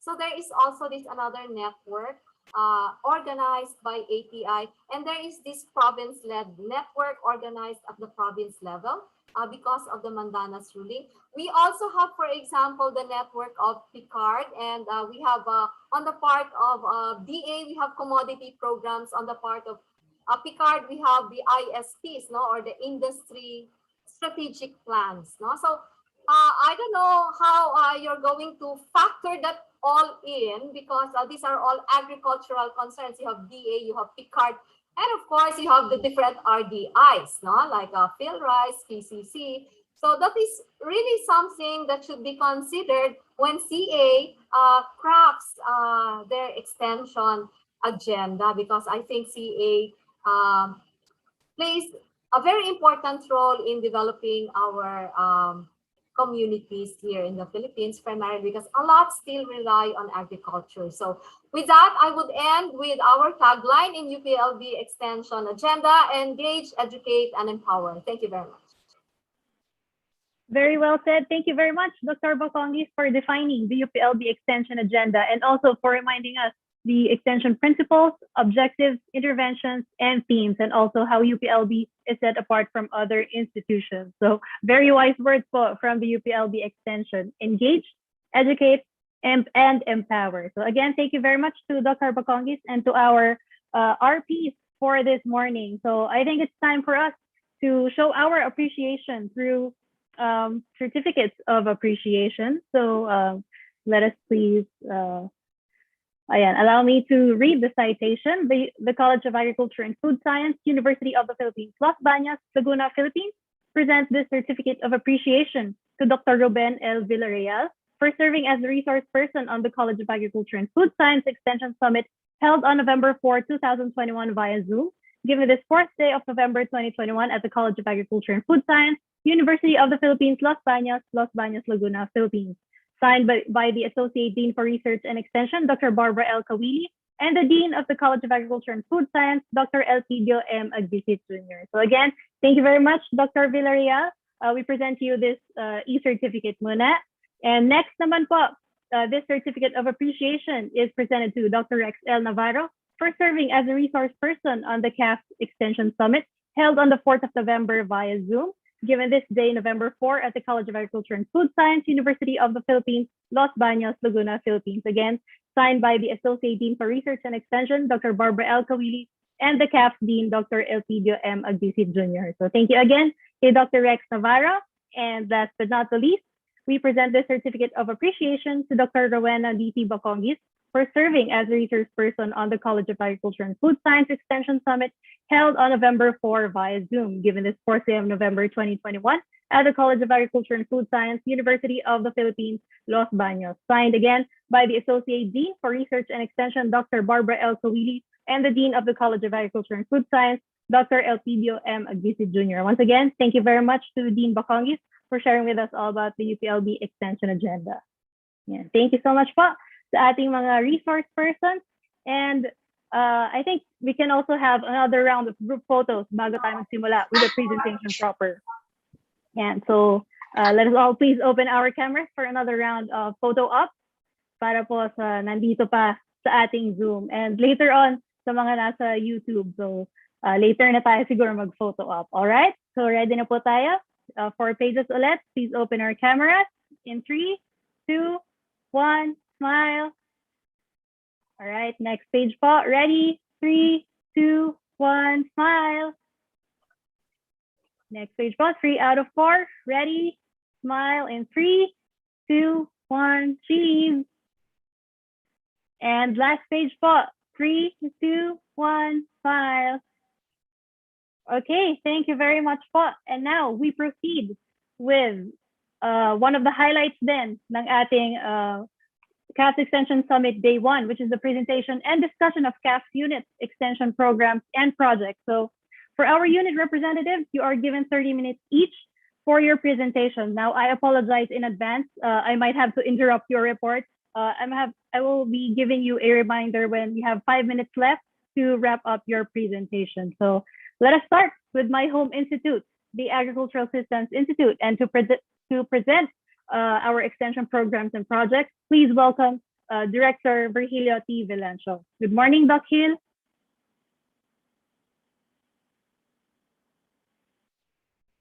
Sound check, Doc Hill.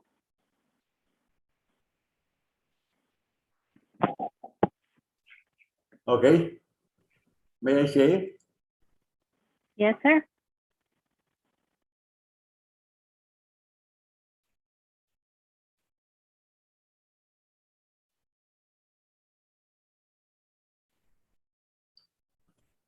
Okay, magandang umaga po sa lahat. It's 11 o'clock. So, Chancellor Camacho, you nag-visit to our guest and Kenneth's plenary speaker, Dr. Rex Navarro, Dr. Bacongis,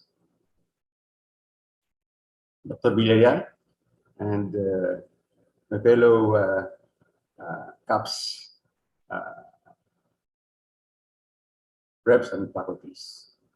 Okay, I will be presenting the extension and advisory services programs, projects, and activities of the Agricultural Systems Institute.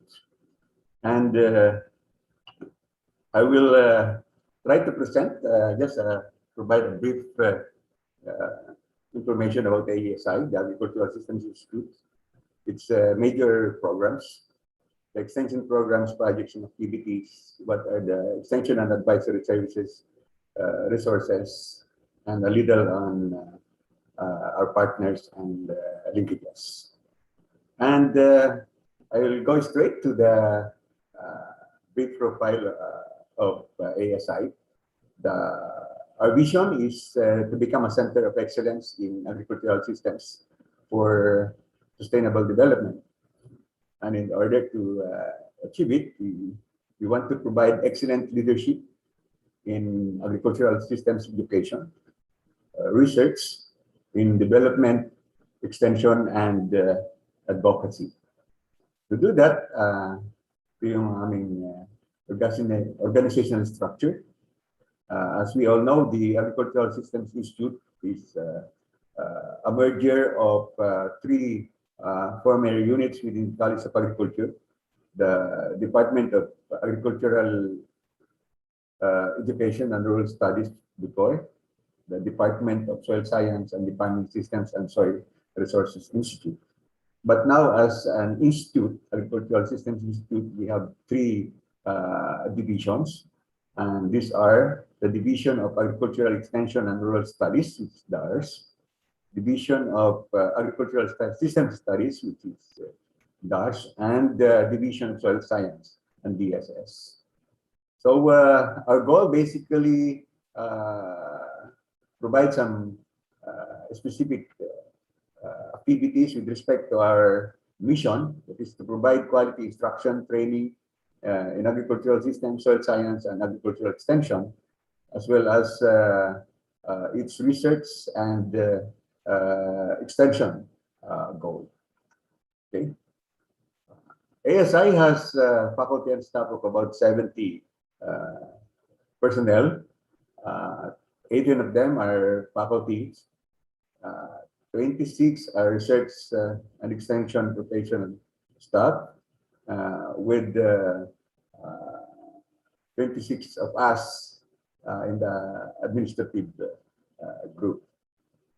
We did a little survey about the involvement of our faculty and reps in extension and advisory services. And it does shows that we have quite a limited engagement in extension among the faculty and reps with the teaching job.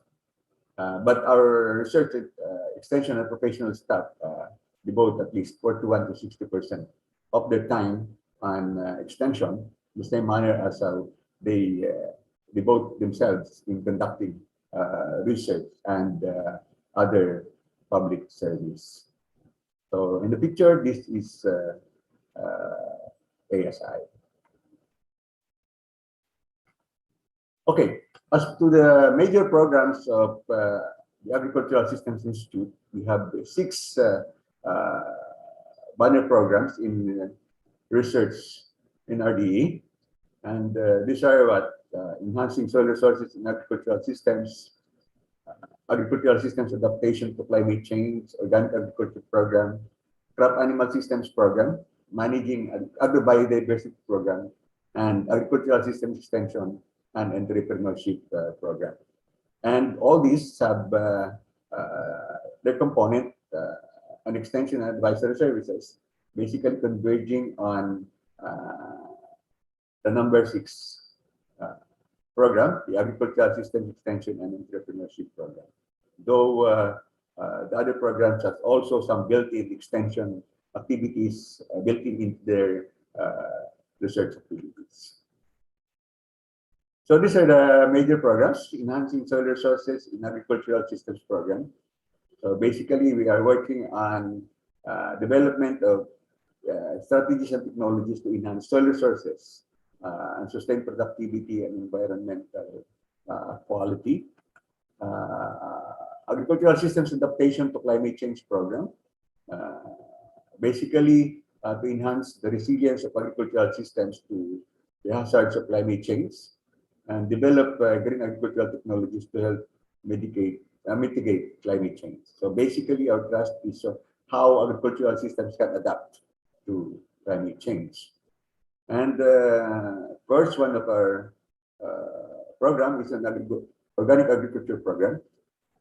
Basically, this is to provide leadership in what we call as evidence-based and people-oriented sustainable organic agriculture through relevant research, extension, and instruction. As a part of our organic agriculture program, the Agricultural Systems Institute coordinates the Interdisciplinary Studies Center for Organic Agriculture, where Dr. Bess Calop is chairing that particular center. And we have the Crop Animal Systems program, which basically look at the crop animal interactions in agricultural systems. And we have various activities from documentation and assessment of existing crop animal systems up to value adding and commercialization of crop animal integration system. Then we have a major program on managing agrobiodiversity program, managing agrobiodiversity. So far, our work focuses on the conservation and utilization of agrobiodiversity resources, wherein we try to make use of and develop technologies and products from underutilized fruit resources like katmon, Bignay and other things in collaboration, of course, with the Institute of Food Science and Technology, as well as the Post-Harvest Training and Research Center. We have as a major program the Agricultural Systems Extension and Entrepreneurship Program, which basically look at the various modalities in agricultural extension.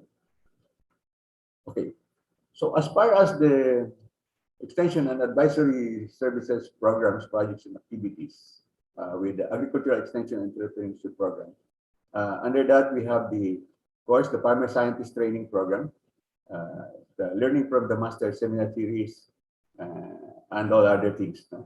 I will discuss it later. But basically, the guiding principles of our activities are basically on what the previous speakers has already mentioned. It should be holistic, multidisciplinary, community-based, participatory, inclusive, demand-driven, market-oriented, and of course, systems approach, climate smart, and we should not forget it should be culturally sensitive and will address sustainable development. Okay, so this is basically our approach.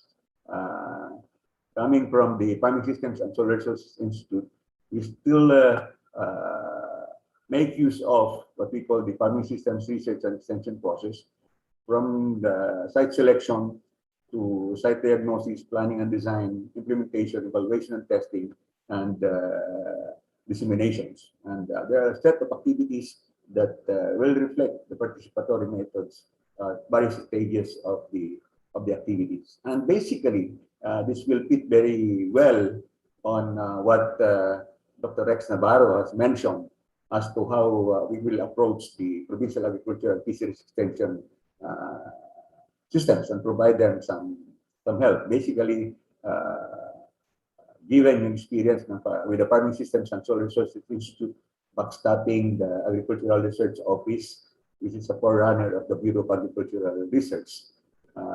This is something that we still have to keep on pushing as a part of our agricultural systems approach. And of course, one of our program that was implemented in 2016 to 2018, we call it Unlad Saka program. In here, the Ka stands for Kabukiran, which is agriculture, Kalikasan, which is environment, Kabuhayan, which is livelihood, Kalusugan, which is referring to health and nutrition, Kagandahan ng ugali, which is values, and Kasarian is gender, Karunungan, which is knowledge system, and Kabataan, which is youth. Basically, the program objective is to promote systems approach as a driver to sustainable agricultural rural development. And of course, to empower rural communities through interdisciplinary, participatory, and systems approach towards sustainable development. And we, using the same approach as what I presented before, this is basically the operational framework for development framework of Unlad Saka. As we implemented it in one of the project site in 2016 to 2018 in Kandurang Malikboy, Pagbilao, Quezon, to operationalize that particular extension modalities. And of course, we have the Farmer Scientist Training Program, or FSTP. That is basically, we call it integrative and holistic three-phase agricultural research development and extension modality. This is basically focusing on the development of appropriate values of farmers to adopt scientific and sustainable methods of farming, particularly in integrating crops such as corn and other crops. But basically, we implemented most corn-based areas in the Philippines. This was started in 1994 as a College of Agriculture program, and then it was given much more resources under Executive Order number 710, which basically provides for the nationwide adoption of the Farmer Scientist Training Program. So the goal of the program is basically to liberate the poor farmers from the bondage of poverty and hunger. Of course, we all know who is the prime mover of this program. That is Dr. Davide. And so far, from 2016 to 2021,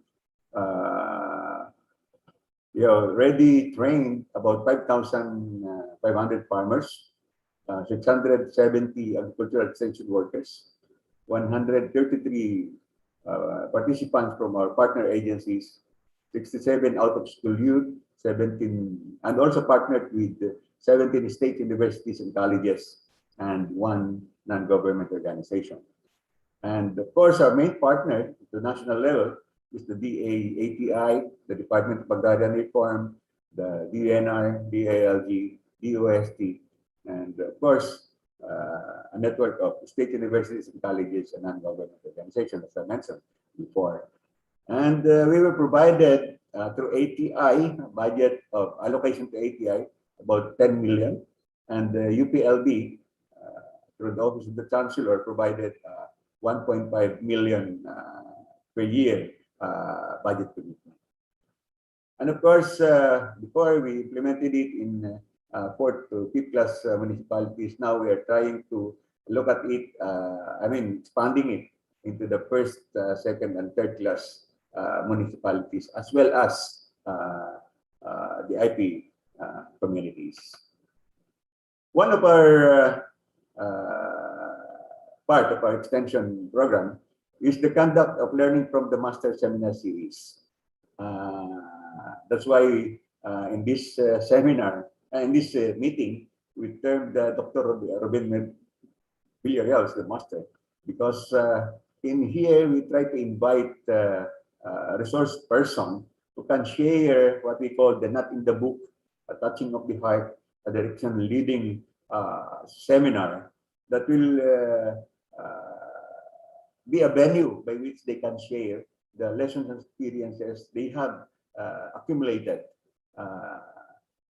in the practice of their fields. No? So it deals with various agriculture-related and multidisciplinary topics. So from 2016 to this year, we have 12 seminars and with 809 participants. But because of the pandemic, we cannot conduct the seminar face-to-face. So we continue it with a seminar series we call Durungawan, or Pagtingin sa mga nagbabagong pamayanan. So here we try to view things from the window because we cannot go out, no? Here. And through the remote mode, we have conducted 3 Durungawan episodes with 576 participants. And of course, we participated in the CAFS Agi Peace Talk. It's a webinar series. We conducted about 5 sessions of this with 2,000 participants. For the trainings conducted in various activities, seminars, and webinars, we conducted about 24 of them with 3,391 participants. And project-initiated trainings. These are the training activities conducted as a part of the project, as I have mentioned before, from the 6 programs that I have mentioned. And the participants, about 1,608 participants. So all in all, for that period, we have about 5,000 participants. This is not to include the participants, the training conducted under the Department of Scientist training program, as I have presented before. Okay, so the types of the participants, of course, for the general public, about 90%. That means they are LGUs, NGOs, extension workers, students, researchers, faculty, farmers, and others. But for the organic agriculture program, we trained also some high school teachers on organic agriculture, and some other staff from the organic certification unit organizations, and that consists about 10%. That's so roughly about 50 participants. So for the engagement of our staff in terms of extension and public service, most of our staff have been invited as a resource person, as a panelist, and as a lecturer.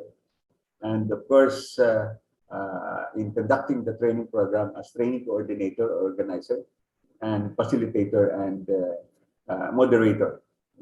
So one of them, of course, is our current MC, si Ella, as hosting some of the basic activities and moderating and facilitating those training programs. One of our activities is, of course, to organize networks. And one of our programmed activities, of course, is the organization of the coconut-based farming systems network. Because we want to, we have been involved in coconut-based farming systems for quite a while we are with the Farming Systems and Soil Resource Institute. This time we want to revive it, but for the meantime we organize an FB, a Facebook-based group as a coconut-based farming systems network. For now, we already have invited about 170 members, and then later on we could formalize the organization of this network to involve both individuals, organizations, as well as state colleges and universities who are involved in coconut-based farming systems development. We also have a website. Actually, we just developed it last year, and for that period, we have already about 7,000 page view, and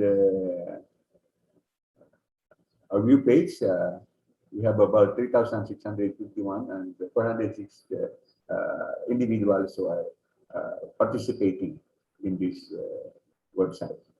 And of course, we have a Facebook page, and we really appreciate yung contribution of Facebook with respect to dito sa pag-popularize ng mga activities natin. So,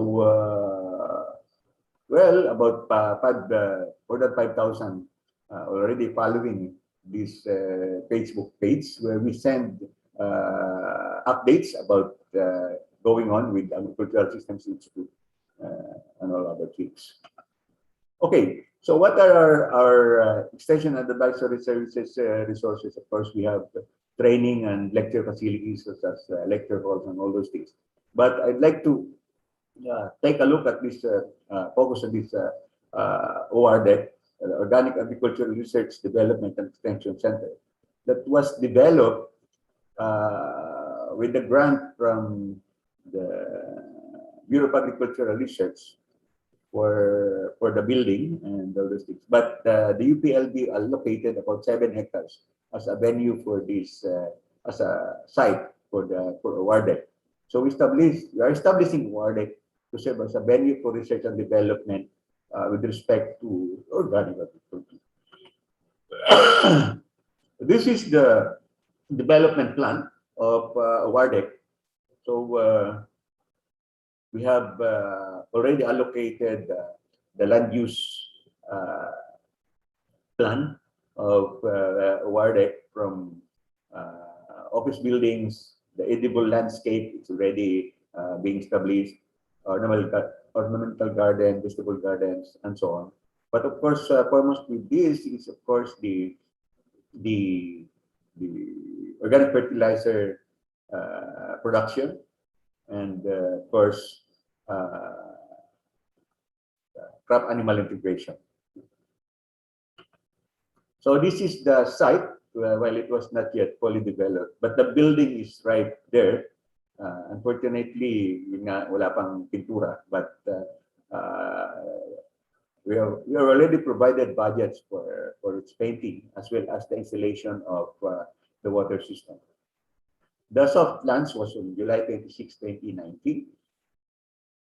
and we're just about to take off on things, and then the pandemic hit us last year. Okay, and but development in this site is still ongoing, and we will be operating WARDEC as a part in collaboration with the Interdisciplinary Studies Center for Organic Agriculture, which still Dr. Bess Calub coordinates. By the way, Dr. Bess Calub is instrumental in putting up this Organic Agriculture Research and Development Extension Center. Okay, and we also have an Organic Agriculture Learning and Demo Farm and Open Air Laboratory for OA courses. This is located near the Institute of Animal Science area. So thank you sa IAS for giving us the chance to make use of this area as a demo farm and accessible to students. But in this area, we also conducted some basic studies on microbial inoculant with PRC on post-harvest studies, and with UPLBB program on pollination studies. These are some of the technologies and products for utilization. One of our major programs, which is funded by the UP system under its interdisciplinary program, is the utilization of Xanthosoma sagittifolium as a source of alternative feeds for swine. But before that, we have already used Xanthosoma or Gabig San Fernando as alternative energy feed for native swine. We conducted this in the municipality of San Narciso and Mulanay in Quezon Province. And after that, we conducted that interdisciplinary program on Xanthosoma. And in here, we developed yung propagation techniques for rapid establishment and production of Xanthosoma, as well as the formulation swine feeds based on Xanthosoma, substitute for corn as feed ingredients. So we tried the Xanthosoma corn meal, which is boiled and then dried and then mixed in the ration. But we found out that fermenting the Xanthosoma corn meal before drying it enhances the protein content of the Xanthosoma meal. Okay, and some sharing scheme on native swine we tried in San Narciso and Mulanay is a modified dispersal scheme, as it differs from the usual traditional conventional PAIWI system implemented before by the agriculture offices. We did what we call 2x5 system. In here, we disperse 2 sow and 5 piglets to the partner farmers, which are usually women, and let them commercialize native swine in that particular area in coconut-based farming communities of San Narciso and Mulanay. Of course, we are quite successful working with the women, the Rural Improvement Club of Mulanay, and they have developed a community-based enterprise with respect to native swine production, not only for lechon de leche, but for processing, meat processing activities. Okay, and then of course, for organic agriculture, we have tried this in several areas, Calabarzon, in Rizal, in Quezon, there's in Baras Rizal, in Tayabas, Quezon, and Pagbilao, Quezon. So they are still working, and the provincial guarantee systems for organic produce was actually modeled in this area, especially Quezon Province. Right. Excuse me, Doc Hill. Sorry, last 5 minutes po. Thank Okay. you. I'm going on it. And of course, we have some technologies with respect to the use of Gliricidia sepium or kakawati, a soil ameliorant and biological control of soil-borne pathogens. And the use of straw quality index as a guide for decomposition of organic materials, especially for rice straw. And of course, you know what Dr. Panibatan has developed. This is the enriched potting preparation using plastic bottles and some sort of compost soil extract nutrient addition. And of course, the group of Dr. Garcia, Dr. Wagan, and Dr. Medina developed the BAST Agro. This is a quick community assessment for vulnerability to climate change.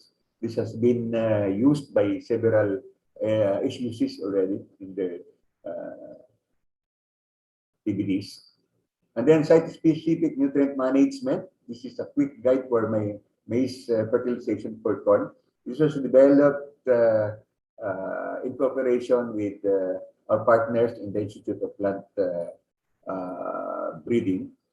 And of course, the solar ballot incubator, this was developed in collaboration with the SEAT, College of Engineering and Agrobiosystems, with Dr. Paras. And of course, our long and then technology, ito po yung soil test kit. It was developed with the Bureau of Soils and Water Management before, and we continually producing it.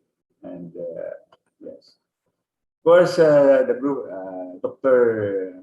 Panga developed yung biochar technology, and I think the patent for the cooking stove producing biochar has been approved. And the group of Dr. Wagan developed the mobile dryer for processing catmon powder. So this was developed in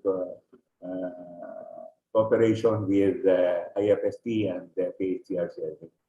Okay. And of course, we have these IAC materials from participatory appraisal to organic agriculture, and of course, the utilization of underutilized fruit crops and so on. And yes, for laboratory, we have the analytical services laboratory for soils, and we have conducted rather service analyzing at least an average of 1,800 samples analyzed every year, and generating us an income of about 2.5 million per year. And our soil test kit, of course, we are producing and selling almost maybe about 250 to 300 kits per year, and serving about an average of 70 clients per year. We are also conducting training programs for the use of soil test kit, and and our staff are being invited as resource person for things like this. Okay, this is our pool of expert. Ito po yung aming mga faculty. There are 18 of us faculty, different field of specialization, from rural sociology to, of course, soil science. We have a great number of experts. And for us, on community development, agricultural economics, and of course, in agricultural systems. And our reps are also multidisciplinary. We see to it that all other disciplines are properly in place so that we can easily interact with other units of the College of Agriculture and Food Science as well as the university. Okay, for our partners and DPJs, this is just to illustrate how we interact with our partners as a part of CAFS. So we have to interact with, of course, with other units in the College of Agriculture and Food Science. as well as other units of UPLB. So for national government agencies, we interact with DOST, GA, and of course, Department of Agrarian Agriculture. For agri-based industries, of course, with state universities and colleges, we also have some network, especially on the projects that are collaboratively implemented with them. And NGOs, we have one NGOs who are supporting us with respect to providing scholarship for organic agriculture research for thesis students. And of course, with FSTP, we have a great number of collaboration with local government units and with farmers and rural-based organizations. Just to illustrate one of the partnerships that we have had with Shelter, of course, and different state colleges and universities and the Department of Education, and is the School Plus Home Gardens project with Shelter. It was implemented in 2016 to 2017. We started with 6 pilot schools in Laguna, and now scaling up to 90 plus elementary and high school in Laguna.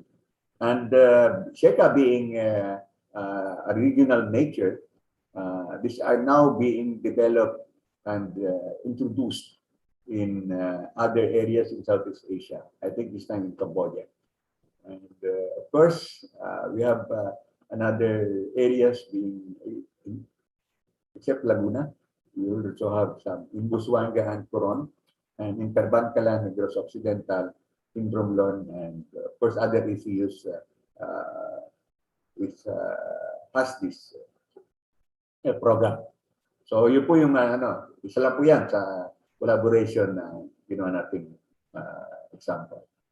So with that, this is what the ASI, kung ano po yung aming mga ginagawa sa agricultural extension and advisory services. And one thing, if extension concern or technical assistance cannot be, nangyayari po ito palagi, pag hindi po mag-fit dun sa other units ng CAFS, sa amin po dinadala ni nag-visit yan. Okay, sa amin po ini-endorse. Okay, kasi nga Agricultural Systems Institute na po kami. Hopefully, sa next sa workshop, all other things, yung mga issues and challenges, we can take a look at it, and we will be presenting it on November 9. Okay po, andyan lang po, and Agricultural Systems Institute would like to thank you for giving your attention to this presentation. Maraming salamat po. Thank you very much, Dr. Virgilio T. Vilancio, for showing us kung ano na ang pinagkakabalahan ng ating home institute na Agricultural Systems Institute.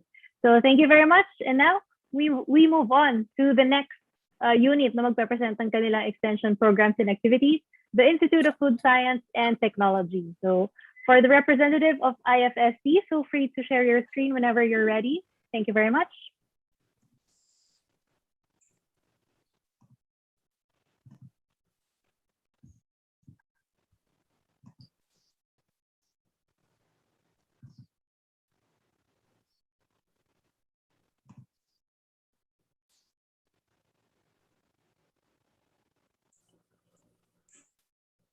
Okay, the nag-visit former Chancellor Dr. Villarreal, Dr. Navarro, Dr. Baconguis, Dr. Wagan, okay, esteemed colleagues and friends, guests, okay, thank you very much for giving us the opportunity to present our EASM program, project, and activity.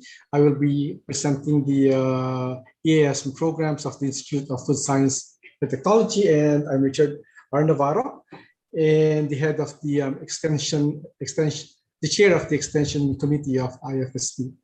So let's start. Okay, so again, the presentation outline will be proceeding as follows. So it will be a brief background about IFSC, the major programs, our extension program, projects, activities, EAS resources, and lastly, our EAS partners and linkages, just like what ASI, okay, ASI has done a while ago through Director Vilancio.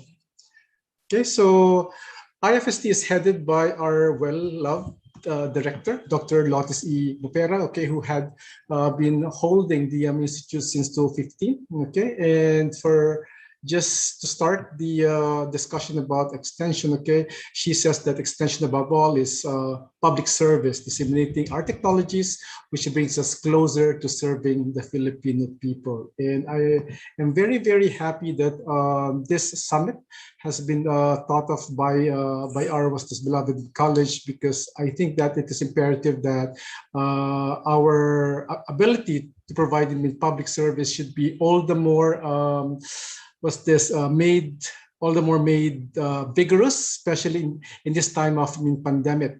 Okay, that it's our way of having a future-proofed extension agenda, okay, within our beloved unit or institution, UP Los Baños. So about IFST's mandate, okay, one is to develop a critical mass of leaders, teachers, researchers, and extension workers in food science and technology to generate basic information through research for efficient handling, distribution, processing, and was this utilization of agricultural produce to develop appropriate and efficient food handling and processing technologies, and finally to provide technical assistance to the various sectors of the food industry, particularly the small and medium enterprises, or what we call SMEs, or in fact, sometimes we would include micro, small, and medium enterprises, or MSMEs, which I think form 99%, okay, of our enterprises in the Philippines. As for the vision, IFST is a center of excellence in food science and technology, providing knowledge and expertise towards a dynamic and progressive food industry.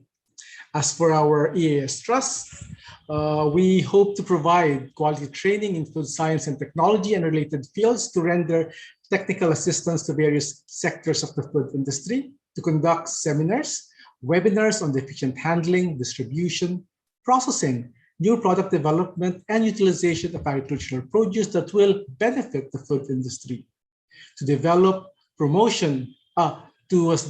and promote innovative and effective food science and technology extension approaches to support efforts by MSMEs, to generate and manage resources to support instruction, research, and extension in food science and technology, to provide analytical, pilot plant, and consultancy services, as well as to manufacture food and beverages for the Los Baños community and its vicinity. And I think you all well know that IFST supplies wine, okay, for the entire Los Baños community, okay, Bignay wine, Lipote wine, Duhat wine, and this year, although we have a very limited production, okay, still feel free to drop by our institute, okay, to place your order for Christmas. Meron pang kasamang promotion, okay. So let's go next, okay. IFST has 3 divisions, okay, Food Chemistry Division, Food Engineering Division, and Food Microbiology Division, and these 3 work in sync to conduct research, okay, to conduct instruction as well as extension work, okay, that will benefit our stakeholders, our partners, our students, okay, and these are staffed by 20 faculty members and 5 reps, which are all involved in EAS in various capacities. That our faculty members, okay, would be fully in charge with the trainings, okay, as well as providing webinars and seminars. But at the same time, our reps are equally capable to conduct such activities. Okay, so for our program and activities, first and foremost, I would like to applaud ASI for presenting such a very good information about their program activities. I like the fact that they have named their programs, okay, such that Durungawan for their webinar series, such that it becomes a sort of umbrella for their various activities. So we haven't reached that at the institute. Our main programs and project activities are still called trainings, okay, but it doesn't mean that we have not had enough work, okay, in our extension activities. So first and foremost, for our core funded activities, one is capacity building training. We have been busy, okay, preparing for the ASEAN University Network and Quality Assurance Self-Assessment Review, and that the objectives of this is to conduct an assessment of the BS Food Science and Technology program of the College of Agriculture and Food Science through the lens of the ASEAN University Network and Quality Assurance, as well as to apply for international accreditation of the BSFST program. And we have started this last in February 2021. We have already finished preparing our report, and this will be for submission soon. And hoping that we will be getting our accreditation by next year. As well as we have technical advisory services, and as you can see here, these are mostly training, consultancy services, microbial analysis, as well as technical assistance. And these are conducted, okay, simply to engage and educate people relying on our expertise in the field of food science and technology, as well as to provide analytical services and technical assistance to those in need of them. And if you will see this, okay, you would see that a lot of our reps, faculty, okay, have been involved since the start of this year, okay, providing all these technical advisory services. We didn't we didn't give you the details of our clients, how many people attended this, because this would be quite time consuming, but it's safe to assume that the general public has been benefiting from our technical advisory services through these various trainings, consultancies, as well as technical assistance that we have always been providing, okay? Not just this year, but since the start of our institute, okay? And this still continues, okay, up to the most recent, okay? So as you can see, we provide different assistances, different support, different trainings, okay? And we answer to different inquiries, okay, for analysis with regards to food. Okay, so at the same time, we equally conduct various seminars and webinars to provide systematic and practical information. And we have launched in March our 50 Shades of Taste, wherein we have had this webinar to showcase our different products. Okay, this was organized by the FIC committee. We have equally participated in the AGP stock of the college, the Pinakbet series, as well as the Empowering Women for a Food Secure Future. Okay, and we have had institutional webinar. Our mid-year webinar on pagkoproseso ng mga katubong prutas, and we have had two webinars here. One is on pomelo juice and peel candy processing, and one is on the processing of Patuan food products. And we have had the opportunity to present a seminar on vacuum freeze drying.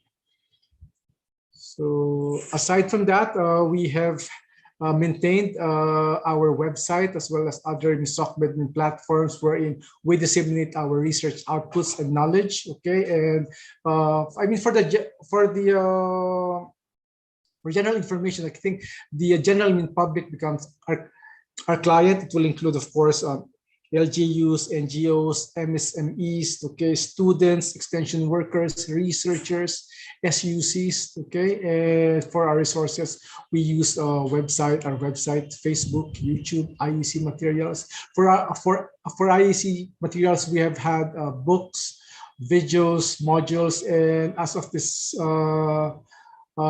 time, we are in fact preparing some series, okay, of brochures to showcase our indigenous culinary delicacy, like our kakanin, our buro, okay, and the likes.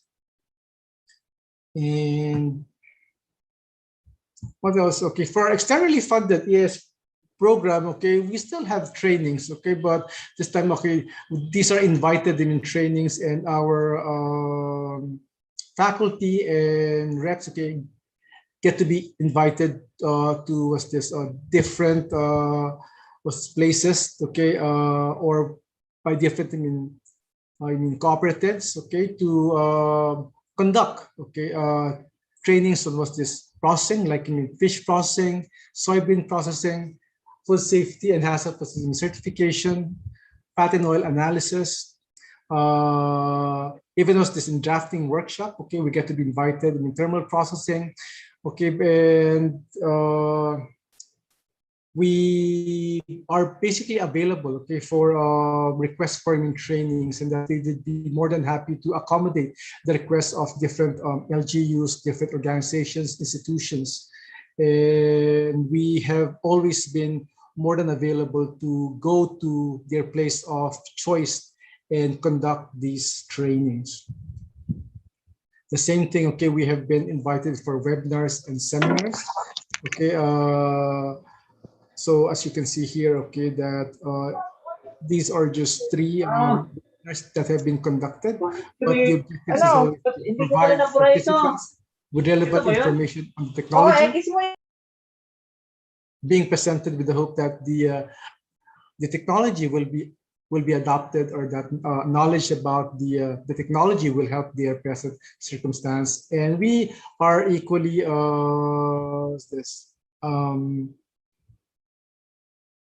available, okay, to join exhibits and trade fairs. So we have been part of the UPLB Technology Hub and One-Stop Shop with BAO, conducted last March, and this is our time to showcase products of the Institute. In fact, by Saturday this week, we have been invited again by BAO to join the food trade, okay, to showcase the different UPLB products in front of DevCom. So we have been invited to TV radio programs, okay. Our beloved director, okay, has been interviewed about the extended shelf life of salted eggs, okay. We have been invited to Talakayang Heartbeat. Dr. Israel, okay, was able to provide information on the functional food program, okay. And one of our reps or staff, okay, was interviewed for the processing demonstration of vacuum fried sweet potato chips and chili garlic oil.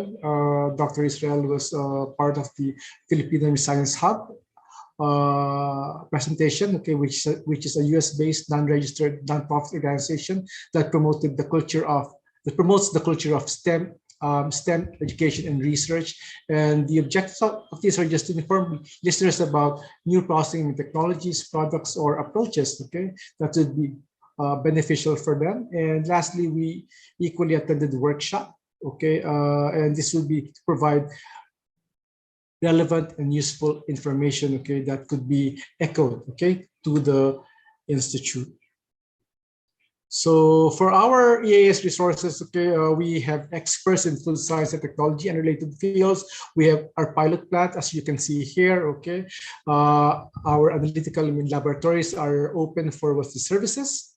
We have a plethora of processing technologies, juice line, dehydration technologies, vacuum freezing, freeze drying, among others. We have knowledge products in terms of books, posters, brochure, flyers, leaflets, videos. We have modules, and of course, we use our social media to ensure that our work, okay, in research, instruction, and extension are being disseminated, okay. And so these are, from the video, you would see the different products that we have launched, okay. What else? Bottled pakbet, Batuan products, okay. uh, malunggay. Okay. What else? In fact, if you would have watched our 50 Shades of Grey presentation before, okay, those 50 products, okay, is attest to the fact that we have been churning out, okay, different products utilizing indigenous agricultural produce that would occasionally that would otherwise, okay, have not found full use. Okay, so this is our pilot plant. Okay, milestones. Yes, that is in fact the 50 products. Okay, that has been produced using our Food Innovation Center.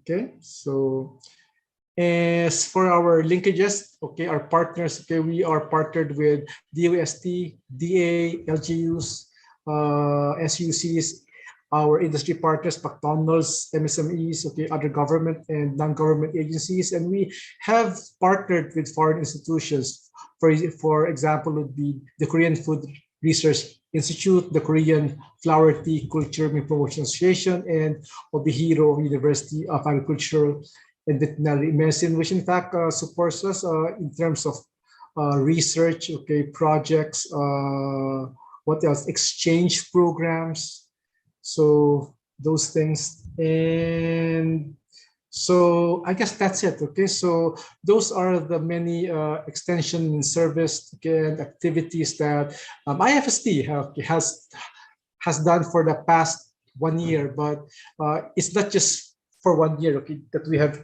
been exerting effort for our extension programs, okay, but this only attests, okay, how busy our extension committee members are, okay, in making sure that we stay relevant, okay, in our effort, okay, to provide public service through extension. So I hope that that presentation, okay, is in fact enough, okay, to give you an idea of how our extension program works at IFST. It's 12 o'clock, so thank you very much. Okay. Thank you very much to Dr. Richard Navarro, the chair of the IFST Extension Committee, for your presentation. Very quick presentation. So thank you very much again, Dr. Navarro. To everyone, the Zoom link is now available in the chat box and also the YouTube live comment section. And it can now accommodate more people than it did kaninang umaga. So ayan, you may save the Zoom credentials for this afternoon. So it's time to have our lunch break. So the program will resume at 1 p.m. sharp, and we will start with the Institute of Crop Science. So thank you very much, and we'll see you at 1 p.m. Thank you.